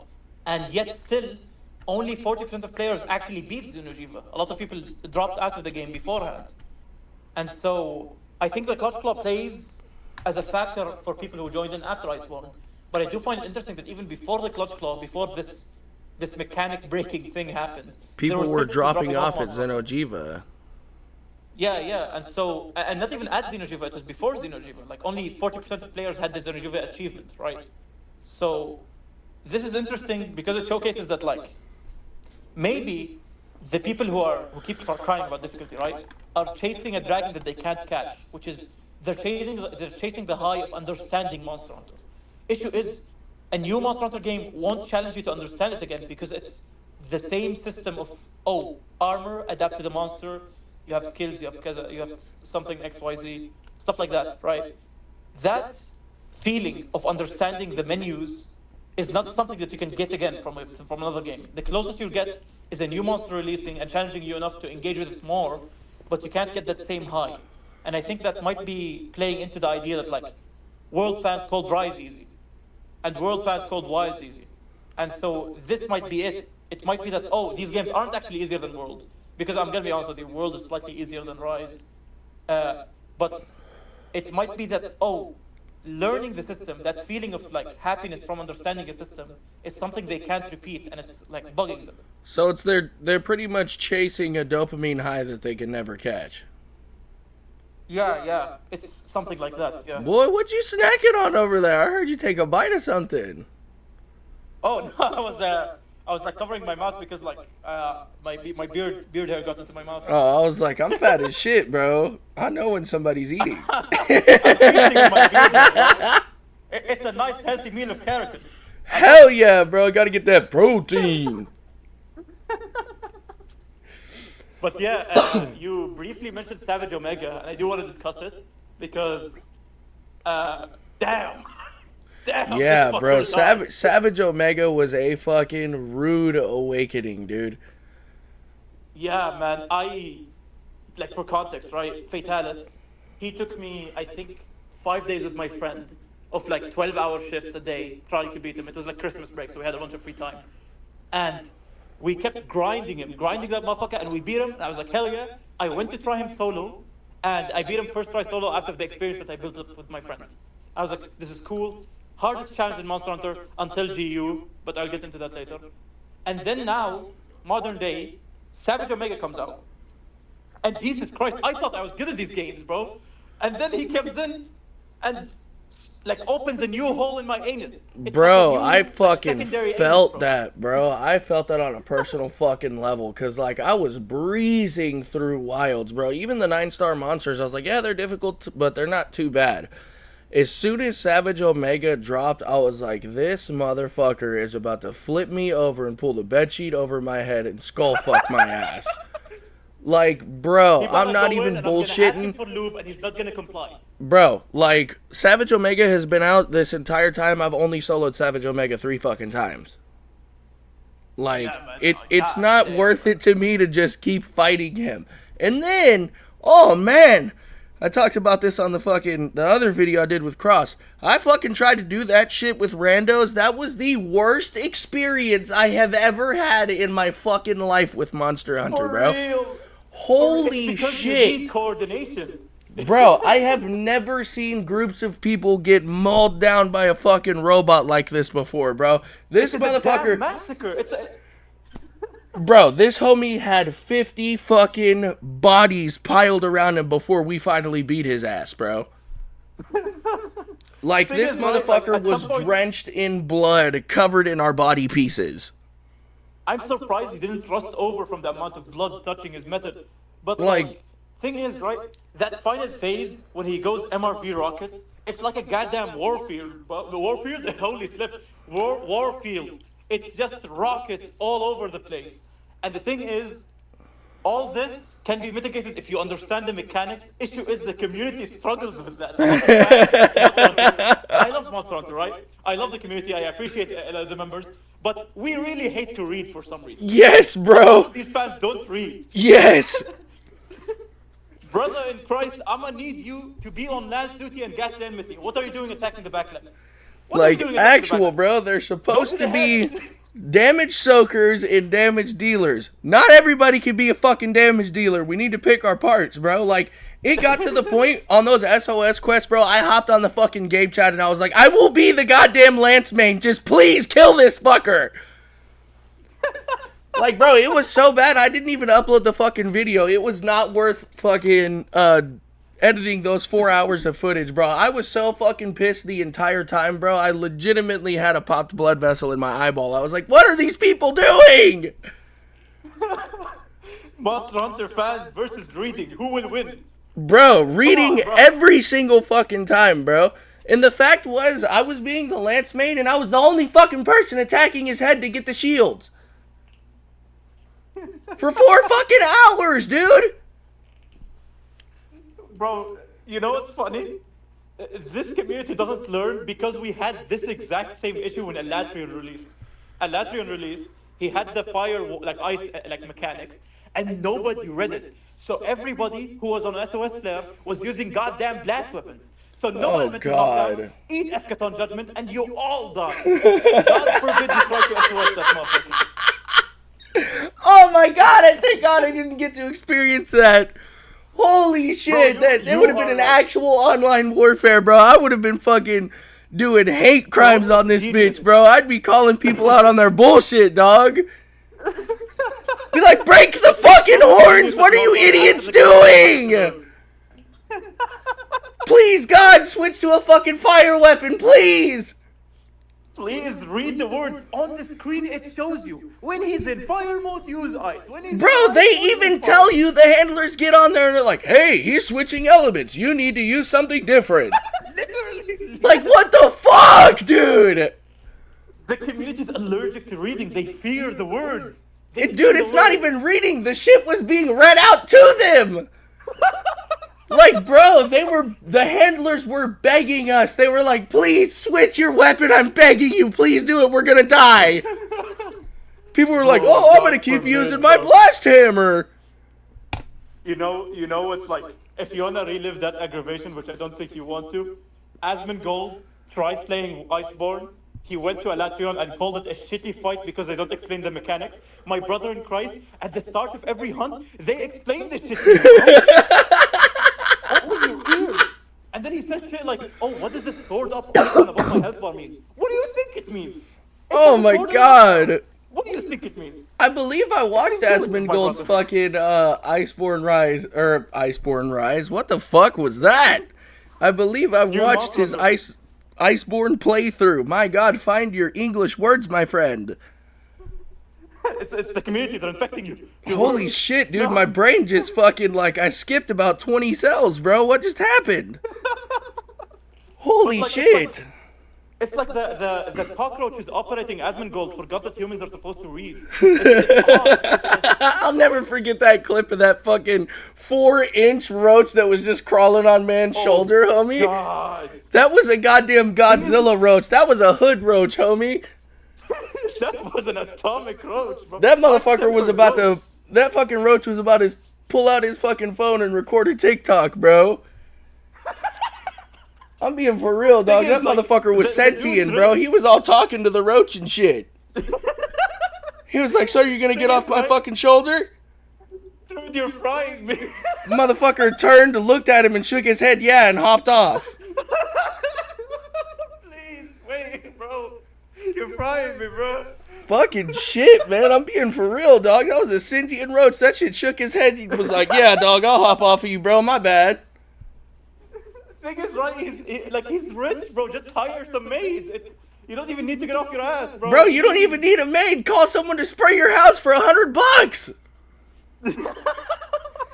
The fucking fact that man took a drink of water and literally gagged and then took a drink of Dr. Pepper and was like, oh yeah, that's better. Who the fuck would drink this shit? Oh. God damn. I fear the knowledge of knowing when the last time you took a shower was. Literally, bro. Man's got fucking information. Man's got crusty ass H.P. grippers. Lovecraft? Have you seen his nails, bro? That man got black shit under Oh, his nails, God. bro. Ain't clipped them hoes in 9 months. You know H.P. Lovecraft, like the way that like when you get knowledge you go insane. Like I feel like if I know the number of days that it was from like his last shower, I would go ballistic. I would just like lose my mind. Boy, he It's took like a shower just since not- 1902, bruh. He didn't take it since the dawn of time, bro. Long Fucking before time shit, had a bro. name. He took his first shower at the birth of Jesus and was like, all right, I'm done, bruh.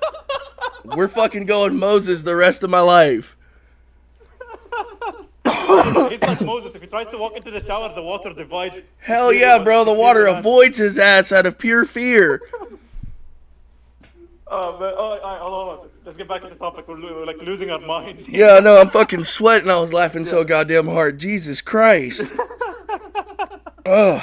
Well, basically, like, in summary, like, for the thesis of this video of yours, which is, like, try to gain perspective. Try to always not let your biases, and this is not directed to you, this is directed to the viewer. Try to not let the biases get a grip of you, right? So for me, oh, hold on. One final thing we should discuss is the title update system, right?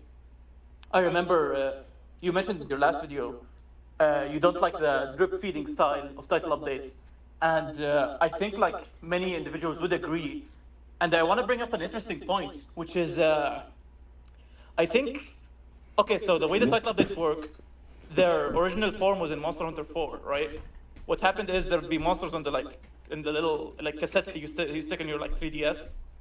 And so what would happen is the monsters would be available on the cassette, but you wouldn't be able to hunt them until like several months later when they release an event quest that you can hunt them in. That, I don't like that type of drip feeding, personally.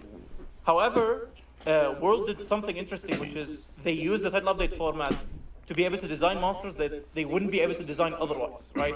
So, stuff like Fatalis. Fatalis was not supposed to be an Iceborne. However, after the 15th anniversary, they saw how like the community reacted to Fatalis being in the like size comparison. They had like a size comparison video released on the 15th anniversary, and they created like a 3D model for Fatalis. And everybody got hyped. They were like, oh, Fatalis is returning. The devs saw the hype and decided to design Fatalis. And so this brings up something interesting, which is the title update is like a way for the community to fine-tune their experience to what they like. Wilds released in a way that satisfied some people and dissatisfied others.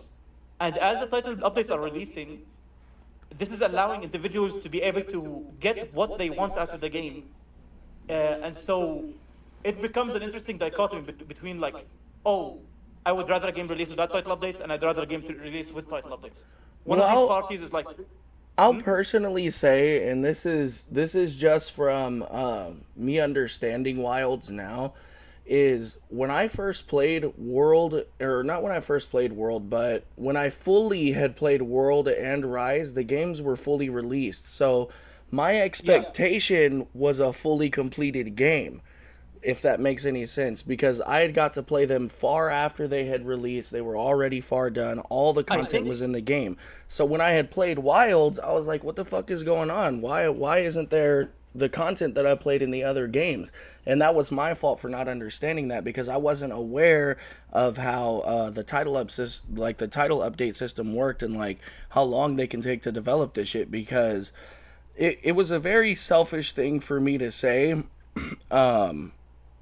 In the other video, I wouldn't say it's selfish. I'd say like it's more so it comes from a position of like, I think a better way to word it is you didn't play Iceborne as a complete game, quote unquote. You played it as a fine-tuned game.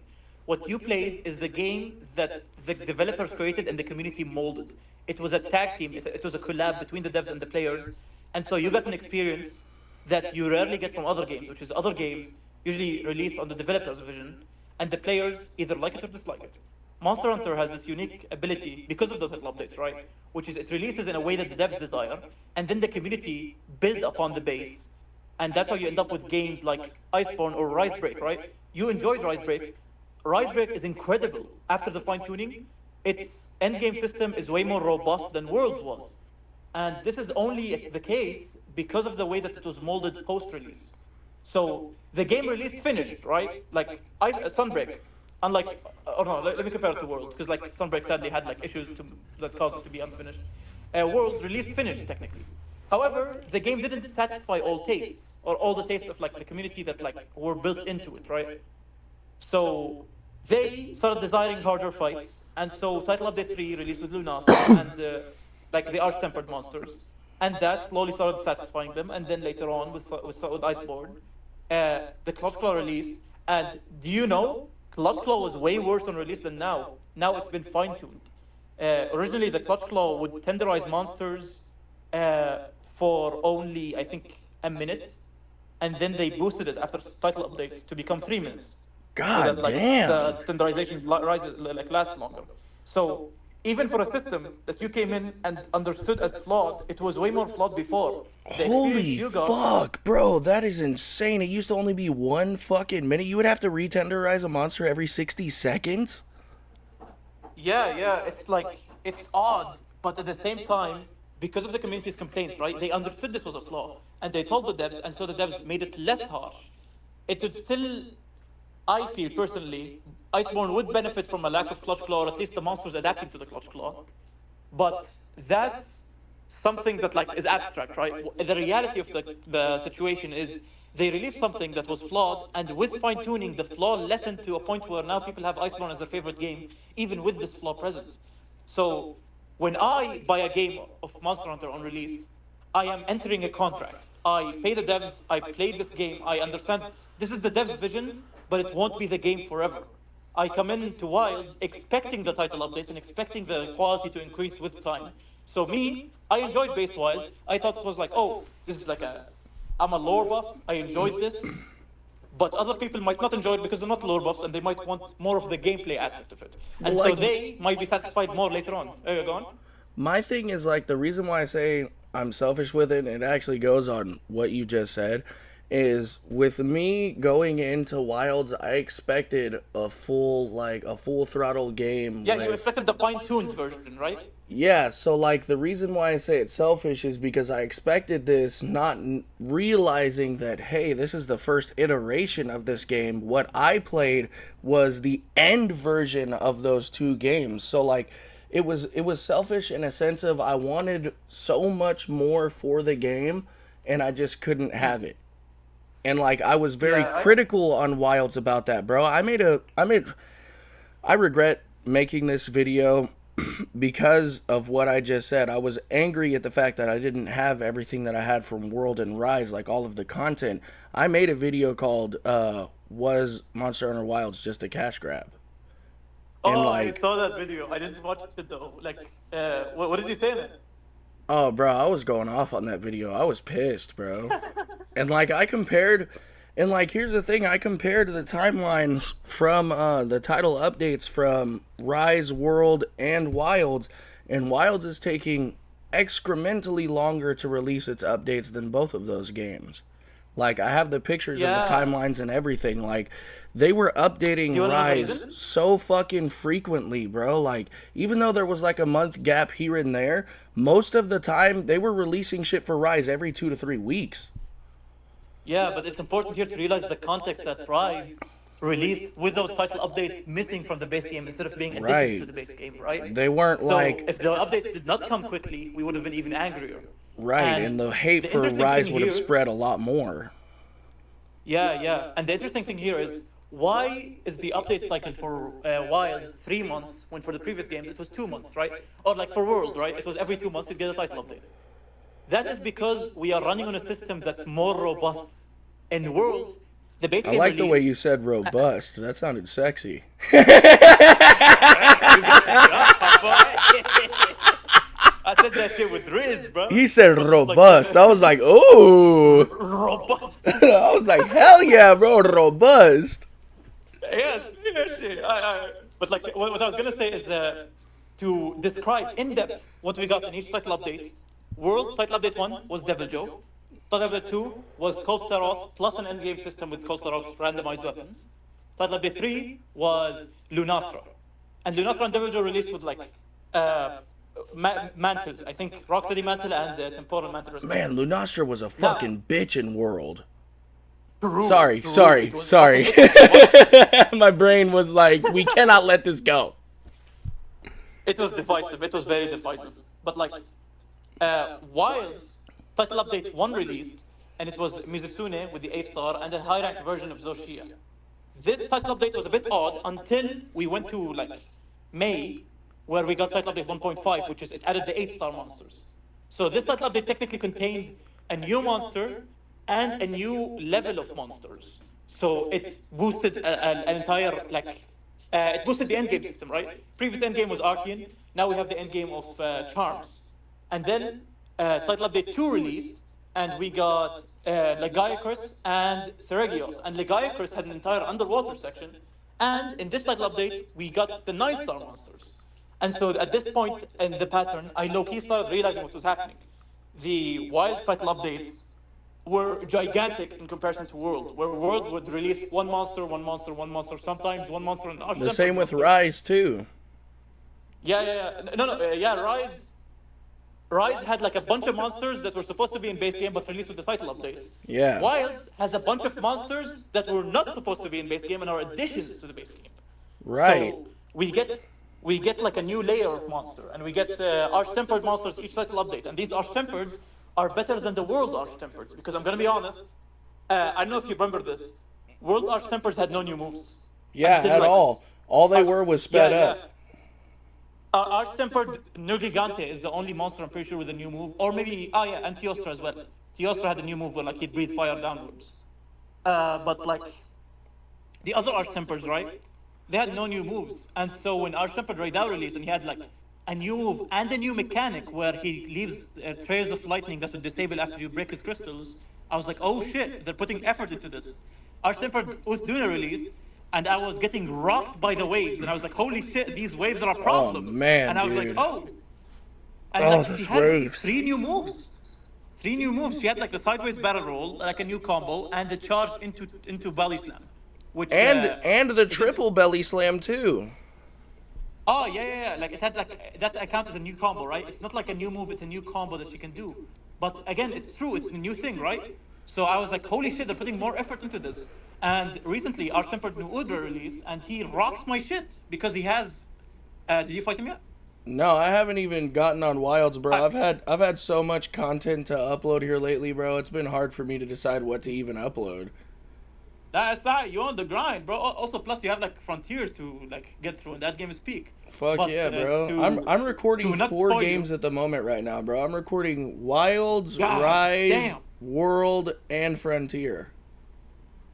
I think what you can do like is play frontiers until you feel like you need a break from it, and then like hop. I'm on, already like, there. try to- I've been at that okay. I've been at that fucking peak since Blinking Nargacuga, bro.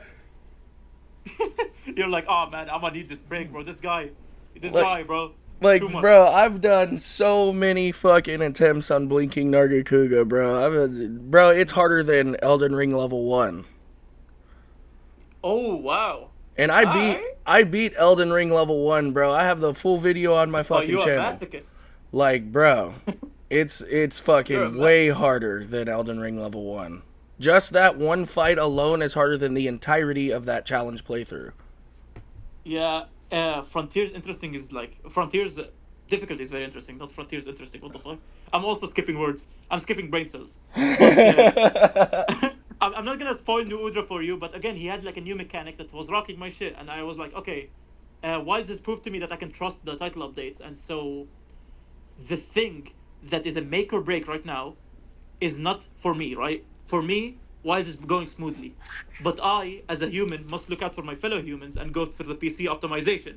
And now we're gonna get into it. The thing we've been foreshadowing for a while. Bro, all I'm saying op- is I am so excited to finally be able to play Rise at 200 FPS or Wilds at 200 FPS. Yeah. And like, interestingly enough, the modding scene for Wilds fixed some of the optimization. There's some like optimization mods, which like I'm not very PC savvy or like tech savvy for PC, but what they did is like they managed to get like a consistent 60 and above FPS, and that's with like resolution mode, which is surprising to me because like for me, I think like resolution mode would be like around 40 FPS. Well, like On the I'm like I'm scared to do that, bro. I'm not sure if you're aware of this, yeah, but like don't mod your game. Don't mod your game. So Capcom like you is don't very yeah. harsh on modding their games, bro. Like Yeah, they're very extremely strict. harsh. Very much, yeah. The reason why I brought it up is to say it's possible, and if a modding team can do it, then the dev team can of course do it. And so, uh, Capcom mentioned that Title Update 4 will include multiple waves of performance fixes, and here's the make or break point for the PC players. If these performance fixes, right, however many there are, like let's say like like performance fixes after Title Update 4, if they can pull through and lock in, and I understand they're inexperienced with computers because they're a like console company. Yeah. But if they can like hire some PC motherfuckers, because you can't release something on PC without knowing how to release something on PC. If they can lock in for this, they'll be able to at least gain some goodwill back, right? Because like sadly, like I feel for my PC brethren because I'm privileged with my console over here. I can play this shit smoothly, right? I'm playing 60 FPS. I'm chilling, but like I go to like small YouTubers who play on PC, right? For example, and I see like texture pop-ins. I'm like, damn, they're not experiencing the same game as me, right? I want them to experience the same game as me because I want as many people to be able to like have like a good time with this game, especially since like as you mentioned, you were justifiably angry when you paid like $100 for this game and it didn't run for your PC, and that anger is justified because you pay for this product. You should get the product well, right? Like Right, bro. Like that's I the deal legitimately between. felt like fucking Capcom robbed me at the beginning. Yeah, and like that's a feeling that's justified, and it shouldn't be a thing. I can understand that like the company is inexperienced with PCs, but ultimately my sympathies will always go with the consumer first. I'm a workers type of guy. I'm not a company type of guy. The company is a soulless entity. The people are where the soul are at. So, like you must appease the people. That's that's the key thing here. And like And so I know I've I brought hope this that up. they can lock in. I know I've brought this up a couple times. I brought it up in the video I did with Cross. Brought it up in the video. Was Monster Hunter Wilds just a cash grab? The thing is, for me, is they have experience releasing PC games. It might not be Monster Hunter, but they have a lot of experience releasing PC games. Comparative to Monster Hunter Wilds to the Resident Evil 4 remake, they started development time at the exact same fucking time. Literally the same month, the same week, they started development time. Resident Evil 4 Remake released 9 months before Monster Hunter Wilds. And on release, I got Resident Evil 4 Remake on release. That game was fucking perfect, bro. It ran everything so smooth. I was playing Resident Evil 4 Remake at 250 FPS minimum. And then it's like, they had such a longer time to work on Wilds that it shouldn't have taken this long to have the performance updates in the first place. And then on top of that, they've taken so long to release these performance updates after the game released that honestly, bro, this is PC people's final straw as a PC player. Like, if this does not fix the issues for Monster Hunter Wilds, bro, I'm giving up on it. Yeah, and that's reasonable, right? Because like, uh, these issues are technically not in the game. It's in the around the game. It's getting to the game, getting the game running, getting the game to go. So for me, I can say the game is good, the game is banging. If the DLC is like this, it's gonna be the best Monster Hunter game, and still in the same breath say this game stinks on PC, and both these statements would be correct. And I don't want it to be this way. I want people on PC to be able to experience the same game that I'm experiencing. It's And just like so, with Wilds, they've created an unnecessary division in their community, bro. Like, now I've noticed, like, because of Wilds, man, this Monster Hunter community has been fucking literally just chopped in half, bro. I've never seen a game yeah, so you got so the berated and like disrespected and hated on just because of one minor issue that they didn't get a chance to fix. yeah, and like I do wonder if like some of the blame should fall on the community as well for like having such a violent reaction to Oh, something that 1000%, bro. Under no circumstances should yeah, you threaten someone's life. yeah, and especially since like uh I don't know, I think again it's the way that modern day internet works, right? Like for example, the like button. When you dislike something, the dislikes aren't shown. When you like something, the likes are shown.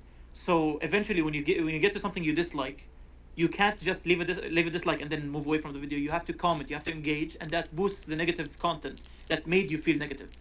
And Right. so what happens is modern day medias are all about pushing negativity because there's no way to engage in negativity without boosting its algorithm, right? You can't leave a dislike on a tweet because there's only a like. You can't leave a dislike on a video because dislikes aren't shown.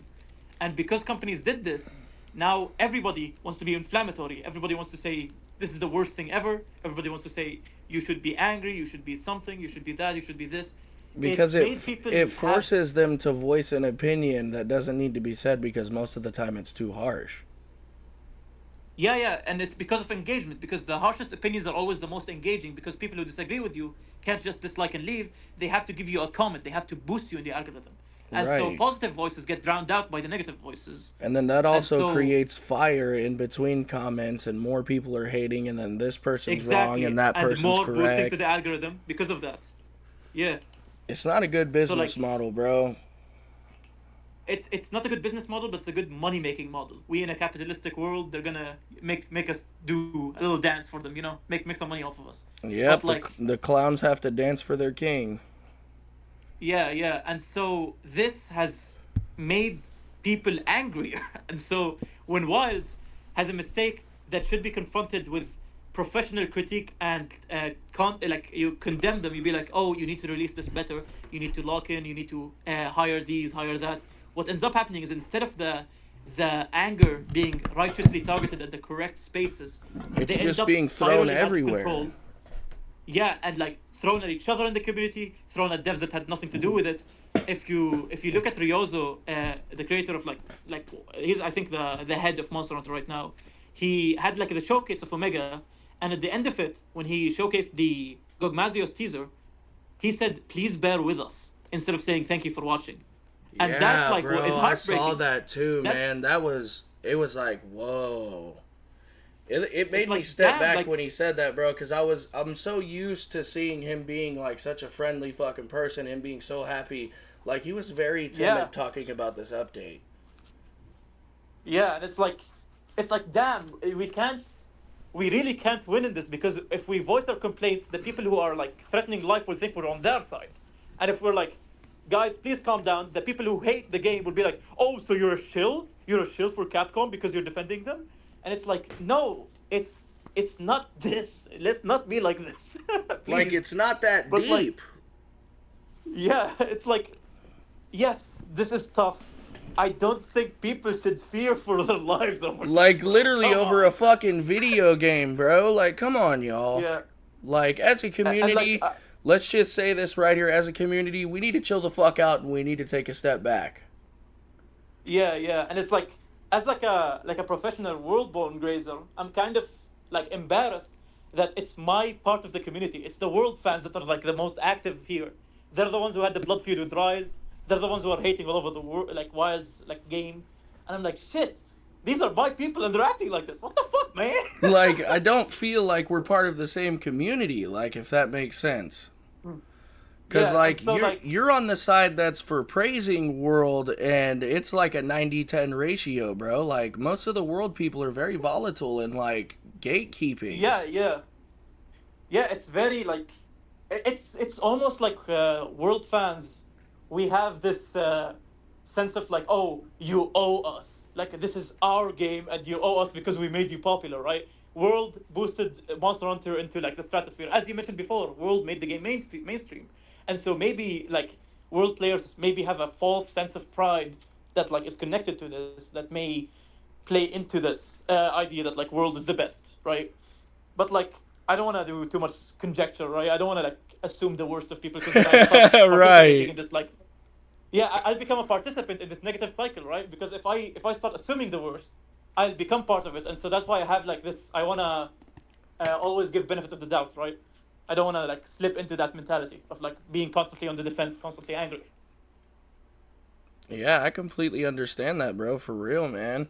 And like it's so interesting for me because I've got to see every perspective of Monster Hunter, and it's like I never thought that we would get to a point where like people are actually becoming hostile over this shit. Like the game barely got mainstream in 2018. The fact that people are willing to go as far as to saying they would fucking murder someone over the performance of a video game, and like from seeing how It, the it feels monster, like parody. my thing is like seeing how the Monster Hunter community started compared to when World released. It's two completely different fucking sides of the moon, bro. Yeah, that's why like I do hope that devs pull through with the like optimization updates, mostly for two reasons, right?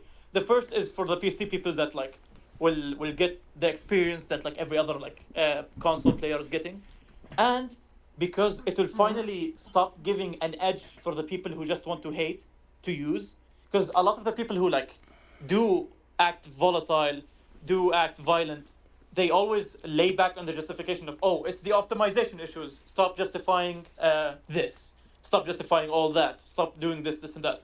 And so if they fix it, now whenever they talk about this type of stuff, you can more easily shut them down in these discussions without like engaging in the like the cycle, or like the, oh, you could just be like, pause, it's fixed.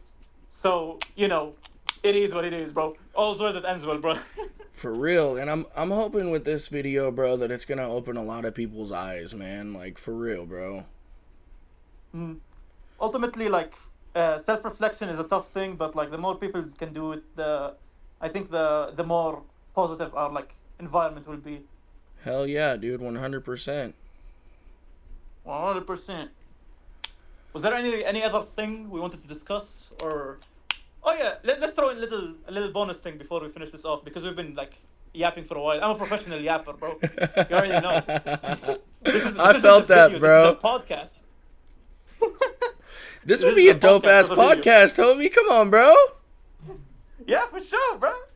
The final bonus thing we want to talk about is the unique position that Frontiers is in difficulty wise, because Frontiers isn't a game per se. It was a live service thing, like Final Fantasy 14. It released in second gen, and you'd pay a subscription that you'd renew each month, and you'd play Frontiers right across the years. And because it spanned multiple generations, it's so new innovations enter it. It's so new levels of difficulty keep adding and adding and adding, and you get something called power creep, which is the more difficult the monster is, the more powerful the hunter has to be, and the more difficult the next monster has to be to match that difficulty. Fuck yeah, bro. To match your abilities. Getting to the end phase of Frontier, I definitely understand that, bro. Yeah, and like, it's really interesting because no other Monster Hunter game faces this. Because usually, like, Monster Hunter games have a life cycle of 5 title updates, so it's around like, let's say, a year, maybe a year and a half if you're extending it, and that's kind of it. But Frontiers had a life cycle of like, I think 7 years, and so I was gonna say it was close to 10, bro. Building. Yeah, it like kept building and building and building, and it almost reached like a singularity of difficulty. I think nothing like from the, let's say, the popular hard games, right? Like from software games, Bloodborne, the Chalice dungeons, the Cursed and Defiled Chalice that like has one shots. Stuff from that couldn't match some of the shit from the end game of Frontiers, especially when like you get to like the big names. Freezing, Burning Arizarion. Do you know him? Oh, fucking Christ. Dude. You've heard the legends, right? Bro, I entered that fucking fight, immediately got fucking nuked, and turned the goddamn game off. I was like, I'm not ready. It's not worth my fucking time. I do not have hundreds of hours to learn this fucker's moveset. I entered that boss phase. Within 3 seconds, I got nuked and died. It's crazy, right? But like the thing is, Burning Freezing Arizarion was added at the tail end of Frontiers. It was near the end. You have the Magnus spikes, you have extreme style. At that point, every player was using extreme like Magnus spike, and he released. And what's baffling is that for the first solo to happen, for the first person to beat him solo, it took over a month. It was a month of people beating him like in squads, and nobody beat him solo until like enough time passed for it to be notable. And that's surprising to me because usually, like when a game releases or an enemy releases, it's beaten within the day. Some good players lock in, they beat him. The best of Frontier Z could not handle Erizerion, the burning freezing version. Fuck And yeah, that's so bro. interesting to me because we don't have difficulty like this in your walk of the like middle of the road games, right? Like your run of the mill games, your Elden Rings, your Silk Songs. These games are hard, right? They advertise themselves on being hard, and they are hard. I played these games. I love these games. They don't match the multi-month journey that it takes for a solo player to beat Erizerion, and that's like I was about to. beyond comprehension for me. This is a really good point I want to bring up that a lot of people don't realize coming into Frontier is once you get to the end, and I need all of you guys to listen to me when I say this. When you get to the end game of Frontier, the game demands perfection. It demands you to be perfect, or you will die. Yup. Like, Yup. it's plain and simple, just like that. If you're trying to get into Monster Hunter Frontier, just be wary that as soon as you reach GR 200, the game is going to take a massive fucking shift on you. Yeah, and it's also important not to rush. Make sure to have like Yes, a good bro. speed. Make That's sure to where I explore fucked the up, I entire feel. game. Yeah. It's like it's kind of similar to how when you first start Elden Ring, and this is like a very small scale comparison. It's like nothing in comparison, but like you first start, your first enemy you see is the tree guardian, right? Like the tree sentinel, Yep. and he beats your ass. And what you're supposed to do is leave and go fight some other bosses, level up, and then come back and beat his ass. I think that's what's happening here. Is like you may unlock Erizerion early on, but please, for the love of God, play Do the not game. fucking fight him. Don't do it. Do not Stay enter the away. of this man. Y'all don't know his game like we know his game. Just stay away until you get high G rank armor, bruh. He is on every list you can think of. As the hardest don't want fucking to- monster you don't in the want to be here. series. Yeah, it's like it is insane and it's very interesting as well. And I do hope like these quote unquote dead Monster Hunter games get some representation in the main series. Like we get like maybe another frontier monster in the Wilds expansion, or and I know this is basically impossible, an online monster. Do you know Monster Hunter Online? Oh my god, bro. I have been talking about this for years, bro. There will never be another game like Monster Hunter Frontier. Ever. Mm. They won't risk doing another Monster Hunter Frontier, bro. Like a live service Yeah. Monster Hunter game that constantly needs to be updated, that constantly needs people to play it. The thing is It's like, the Fortnite of Monster Hunter, but in a good way. yeah, bro, and Or like a bad way, maybe. I don't know. I didn't play it that much. the way that I see it is like Monster Hunter Frontier released in the absolute fucking perfect time. Like literally, bro, it was in the time where aren't they called MMOs, online MMOs? Yeah. So like MMORPG. yeah, when Monster Hunter Frontier released, it was in the prime of MMORPGs like fucking World of Warcraft and things of that nature. Yeah. So like when Monster Hunter Frontier released at the same time as like the major updates for World of Warcraft, it got so much recognition in Japan and skyrocketed its popularity. The only problem is I believe that because Monster Hunter is more of a known thing now, people will be far too harsh on the game for them to even attempt something like Frontier. Just based off of the reactions we got off of Wilds, it is not in Capcom's best interest as of right now and in the foreseeable future to do another game like Frontier. It's just too risky. Yeah, you are 100% correct on this, actually. Like, Wilds released with 29 monsters and is adding monsters every title update. However, people still got angry saying, like, oh, what is this live service you released with no content and now you're releasing a monster per month? Or like, and it's like, okay, the roster is good. This roster is like the average roster for Monster Hunter. Like, come on, people. But like, for stuff like Frontiers released with like 2 monsters and then kept adding monsters like every so often, right? It would not survive the like modern toxicity. We need to like recover from the toxicity a bit. We need to like move past the radiation poisoning that we have left in this community and like Bro, literally, bro. Fucking literally. yeah. But like, we can always hold out hope. Yani. I always like to think that like what's in the future may be the best. I like to assume the best. I'll say this, bro, just from looking at Wilds with their first Elder Dragon being Gogmazios, bro. Now It's awesome. this might be wishful thinking, bro, but if I see Dizu Fyroa in fucking Wilds, I will lose my goddamn mind. It will be the greatest game ever fucking released. If Dizu somehow makes it into fucking Wilds, it will be the greatest game I've ever played. Bro. Yeah, that or like Shantien, because Shantien is very cinematic. Oh So like, my god, bro. Imagine the battleship fight with Shantian with Wild's fucking with graphics, bro. modern, Oh yes, my god. Wild already has like awesome like inclement graphics, right? Like the inclemency in the Window Plains. Imagine the tornado that happens in the Shantien. Bro, that shit would Imagine be so badass. for real, bro. Like there's so much potential, and that's what like Gogmazius, right? Is gonna be I think our second cinematic fight after Jindahad, and Jindahad was already like insane to be in a base game, right? I It's think like they've never Zoshia gone was a for, but pretty in base goddamn cinematic fight, bro. That shit was over the true, top true. as fuck.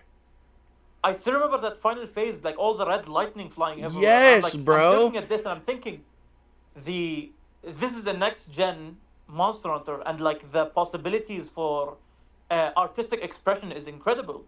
The devs can cook up something fierce if they wanted to, and Especially that with looks them making Monster Hunter on the RE engine and how fluid the RE engine can be. yeah. Oh, I remember the point from like long past that I want to talk about, but like I'll talk about it in a second. I want to finish up this little point by saying the game is doing well right now, like content wise, right? Like artistic expression wise. If they fix optimizations with Title Update 4 and in the expansion they keep the same level of quality, I have I am like tingling. I am tingling to see what happens Literally, next. bro. I'm Like, itching. me too. Like, and it's such a weird. It's like a scratch that you can't fucking itch that's inside of your head, bro. Like, it's Yeah. something. It's It's like something you want to succeed so fucking hard, man. But with how things are going, it's just like all we can do is hope and pray. yeah, it's like you clench your arms together. Please do this.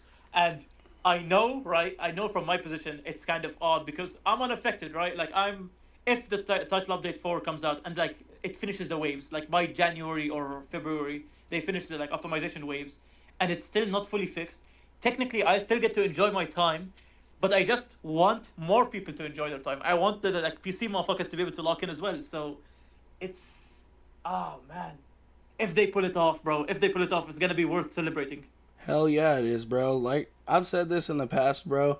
If they were to just fix the couple minor issues that Monster Hunter Wilds has, it'll easily be the fucking best game in the series, bro.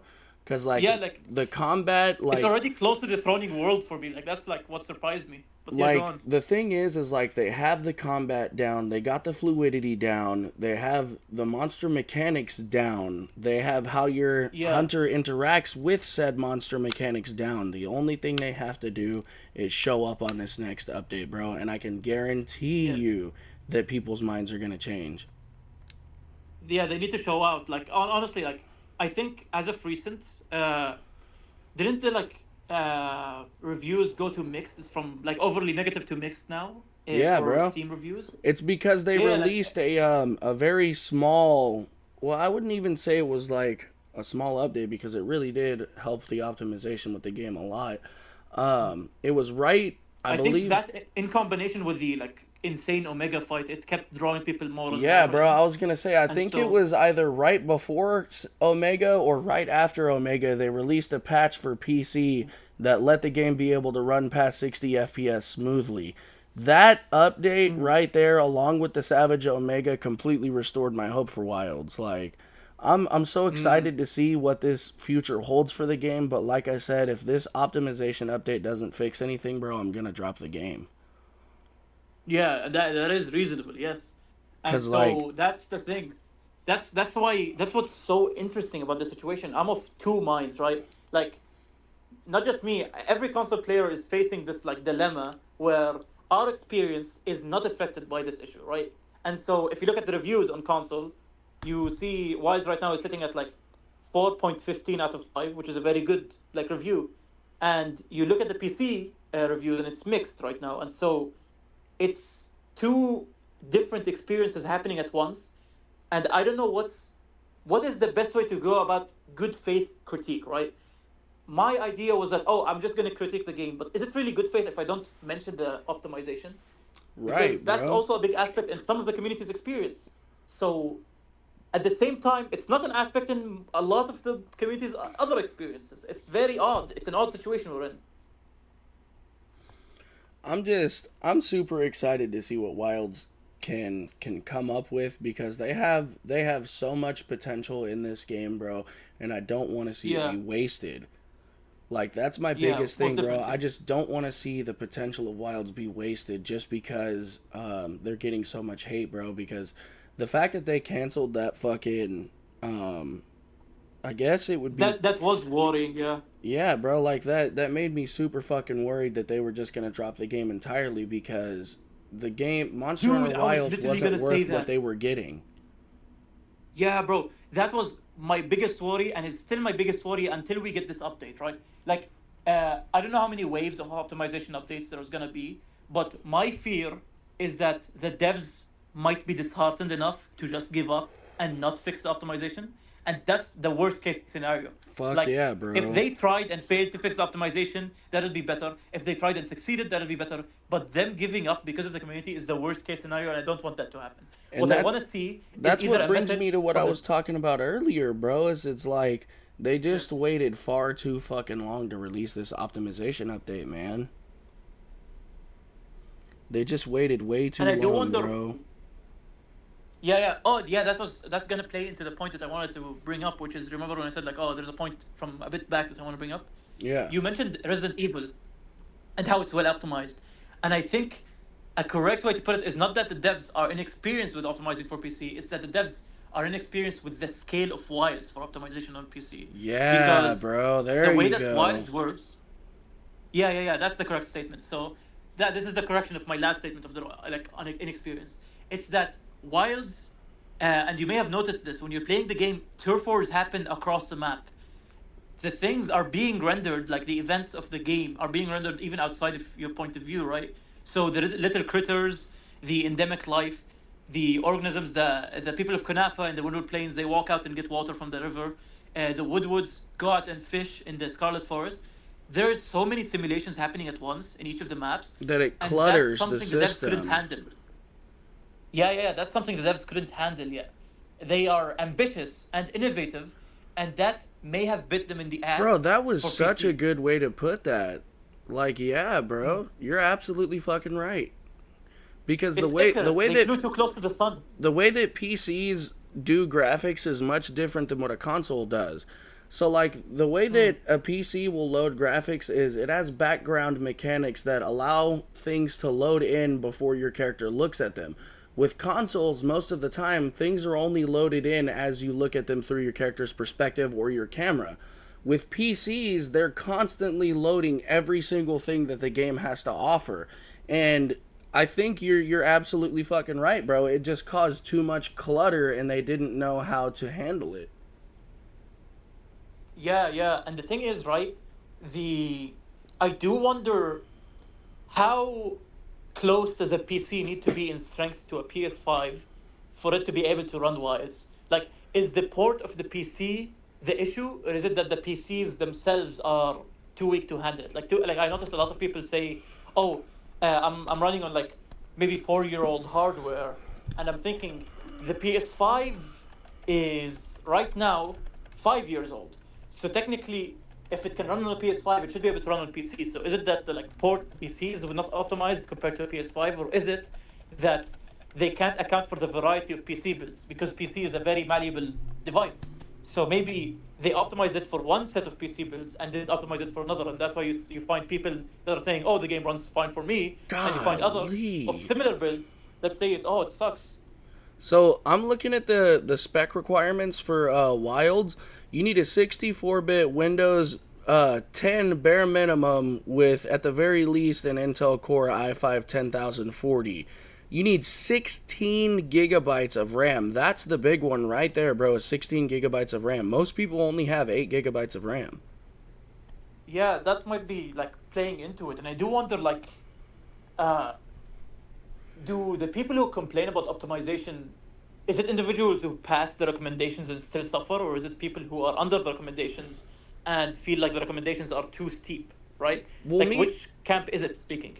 me personally, I have a fucking an Omen 2024 PC. It has 32 gigabytes of RAM. It's a really fucking good computer, and I still had those issues. So I think me personally speaking, this might not account for everybody. It might not even be a factual statement. I think it's just the PC port of the game itself.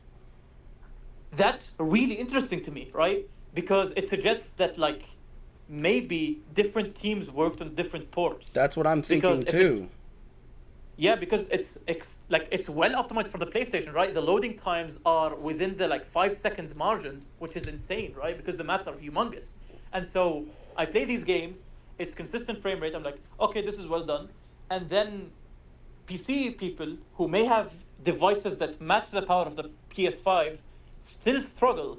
And again, that's the problem. We can't make any definitive statements because we don't know what's going on internally.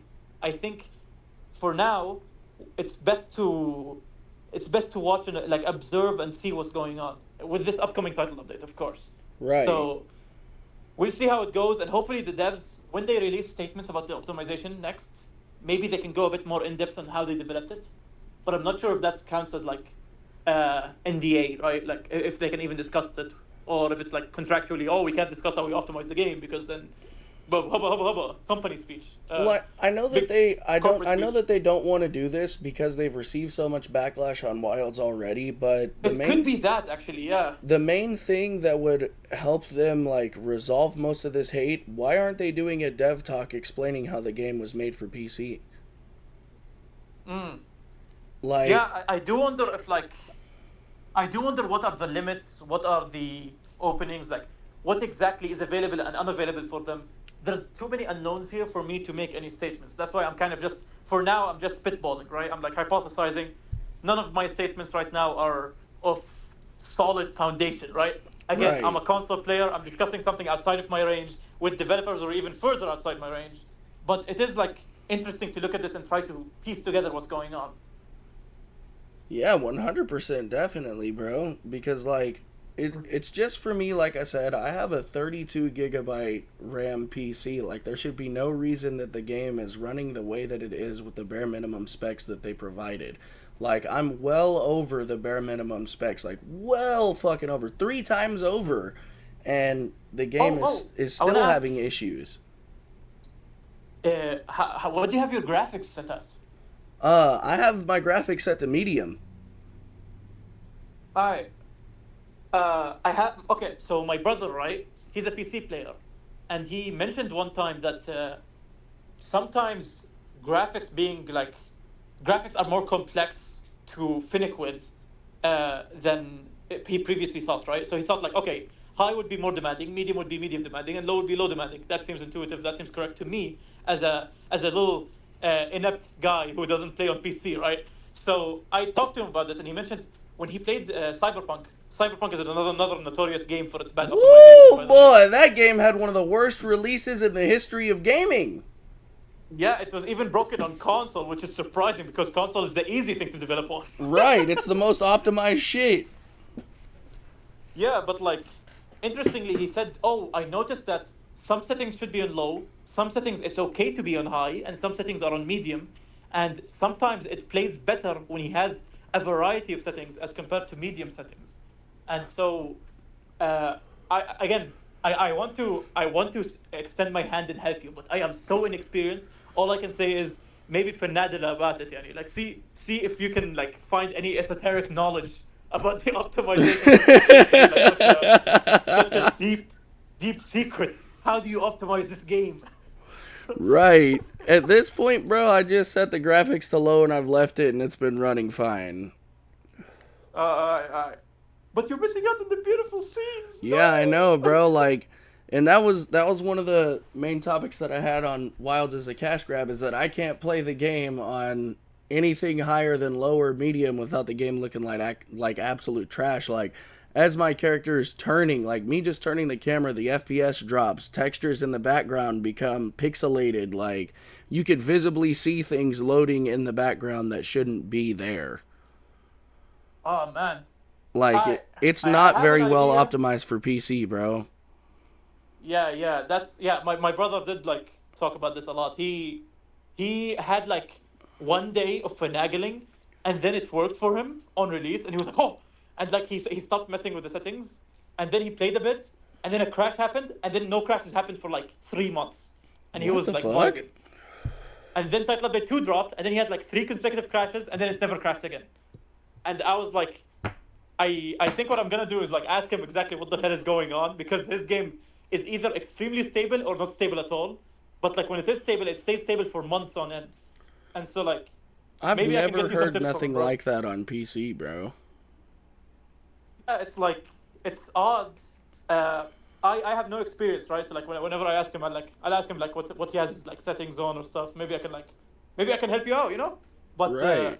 he mentioned that like the toughest area for PCs is the oil well basin, and I was like, that seems reasonable. It's like fucking, it's so many like physics engines running at once. Like you got the fire, you got the like oil, uh, and he was like, yeah, but for the Scarlet Forest, which you'd expect to be more complex, it's actually easier to render.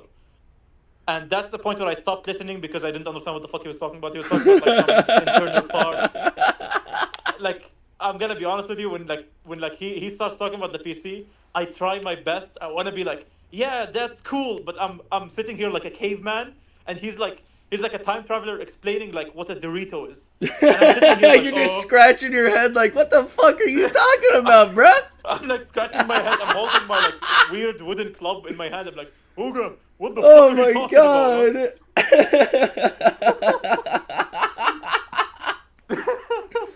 Oh my but I should give you god. some knowledge. Oh my goodness, bro, are you good? Yeah, bro, I fucking laughed real hard and I went to inhale and I choked on my fucking spit. Oh dear god. My eyes are watering. Woo. Bloody hell. I know, like, I don't want the recording to become too heavy right now. Alright, bro. I think we're nearing the end of the recording session. Yes, sir. Hey, it was mad pleasant, bro. Hell yeah, dude. It was really good to have you on the channel, bro. For real, man. I hope we can do this Hey, it's again really good to be eventually. here, bro. Like, for real, bro. I want to do this again eventually, bro. I had a really good time. Hey, for sure, man. Me too, bro. Hey, and like I said, you guys, check out my boy Salami D on YouTube, you guys. He's fucking doing all kinds of badass animations. I checked out his channel and watched a couple videos yesterday. He does a really fucking good job, and I'm hoping he can come up with something hilarious for this. We had a lot of laughing fits. Maybe Hell yeah, dude. the Asmongold incident. We'll talk about that. That shit was fucking great. Oh my god. But yeah, let me get out of here, bro. I gotta get ready for work. Oh man, good luck, bro. Don't get haunted, bro. No, for Like, real. that Thank you for coming on again, Hey. bro. It was a delight, bro. See you, bro. See you later, dog.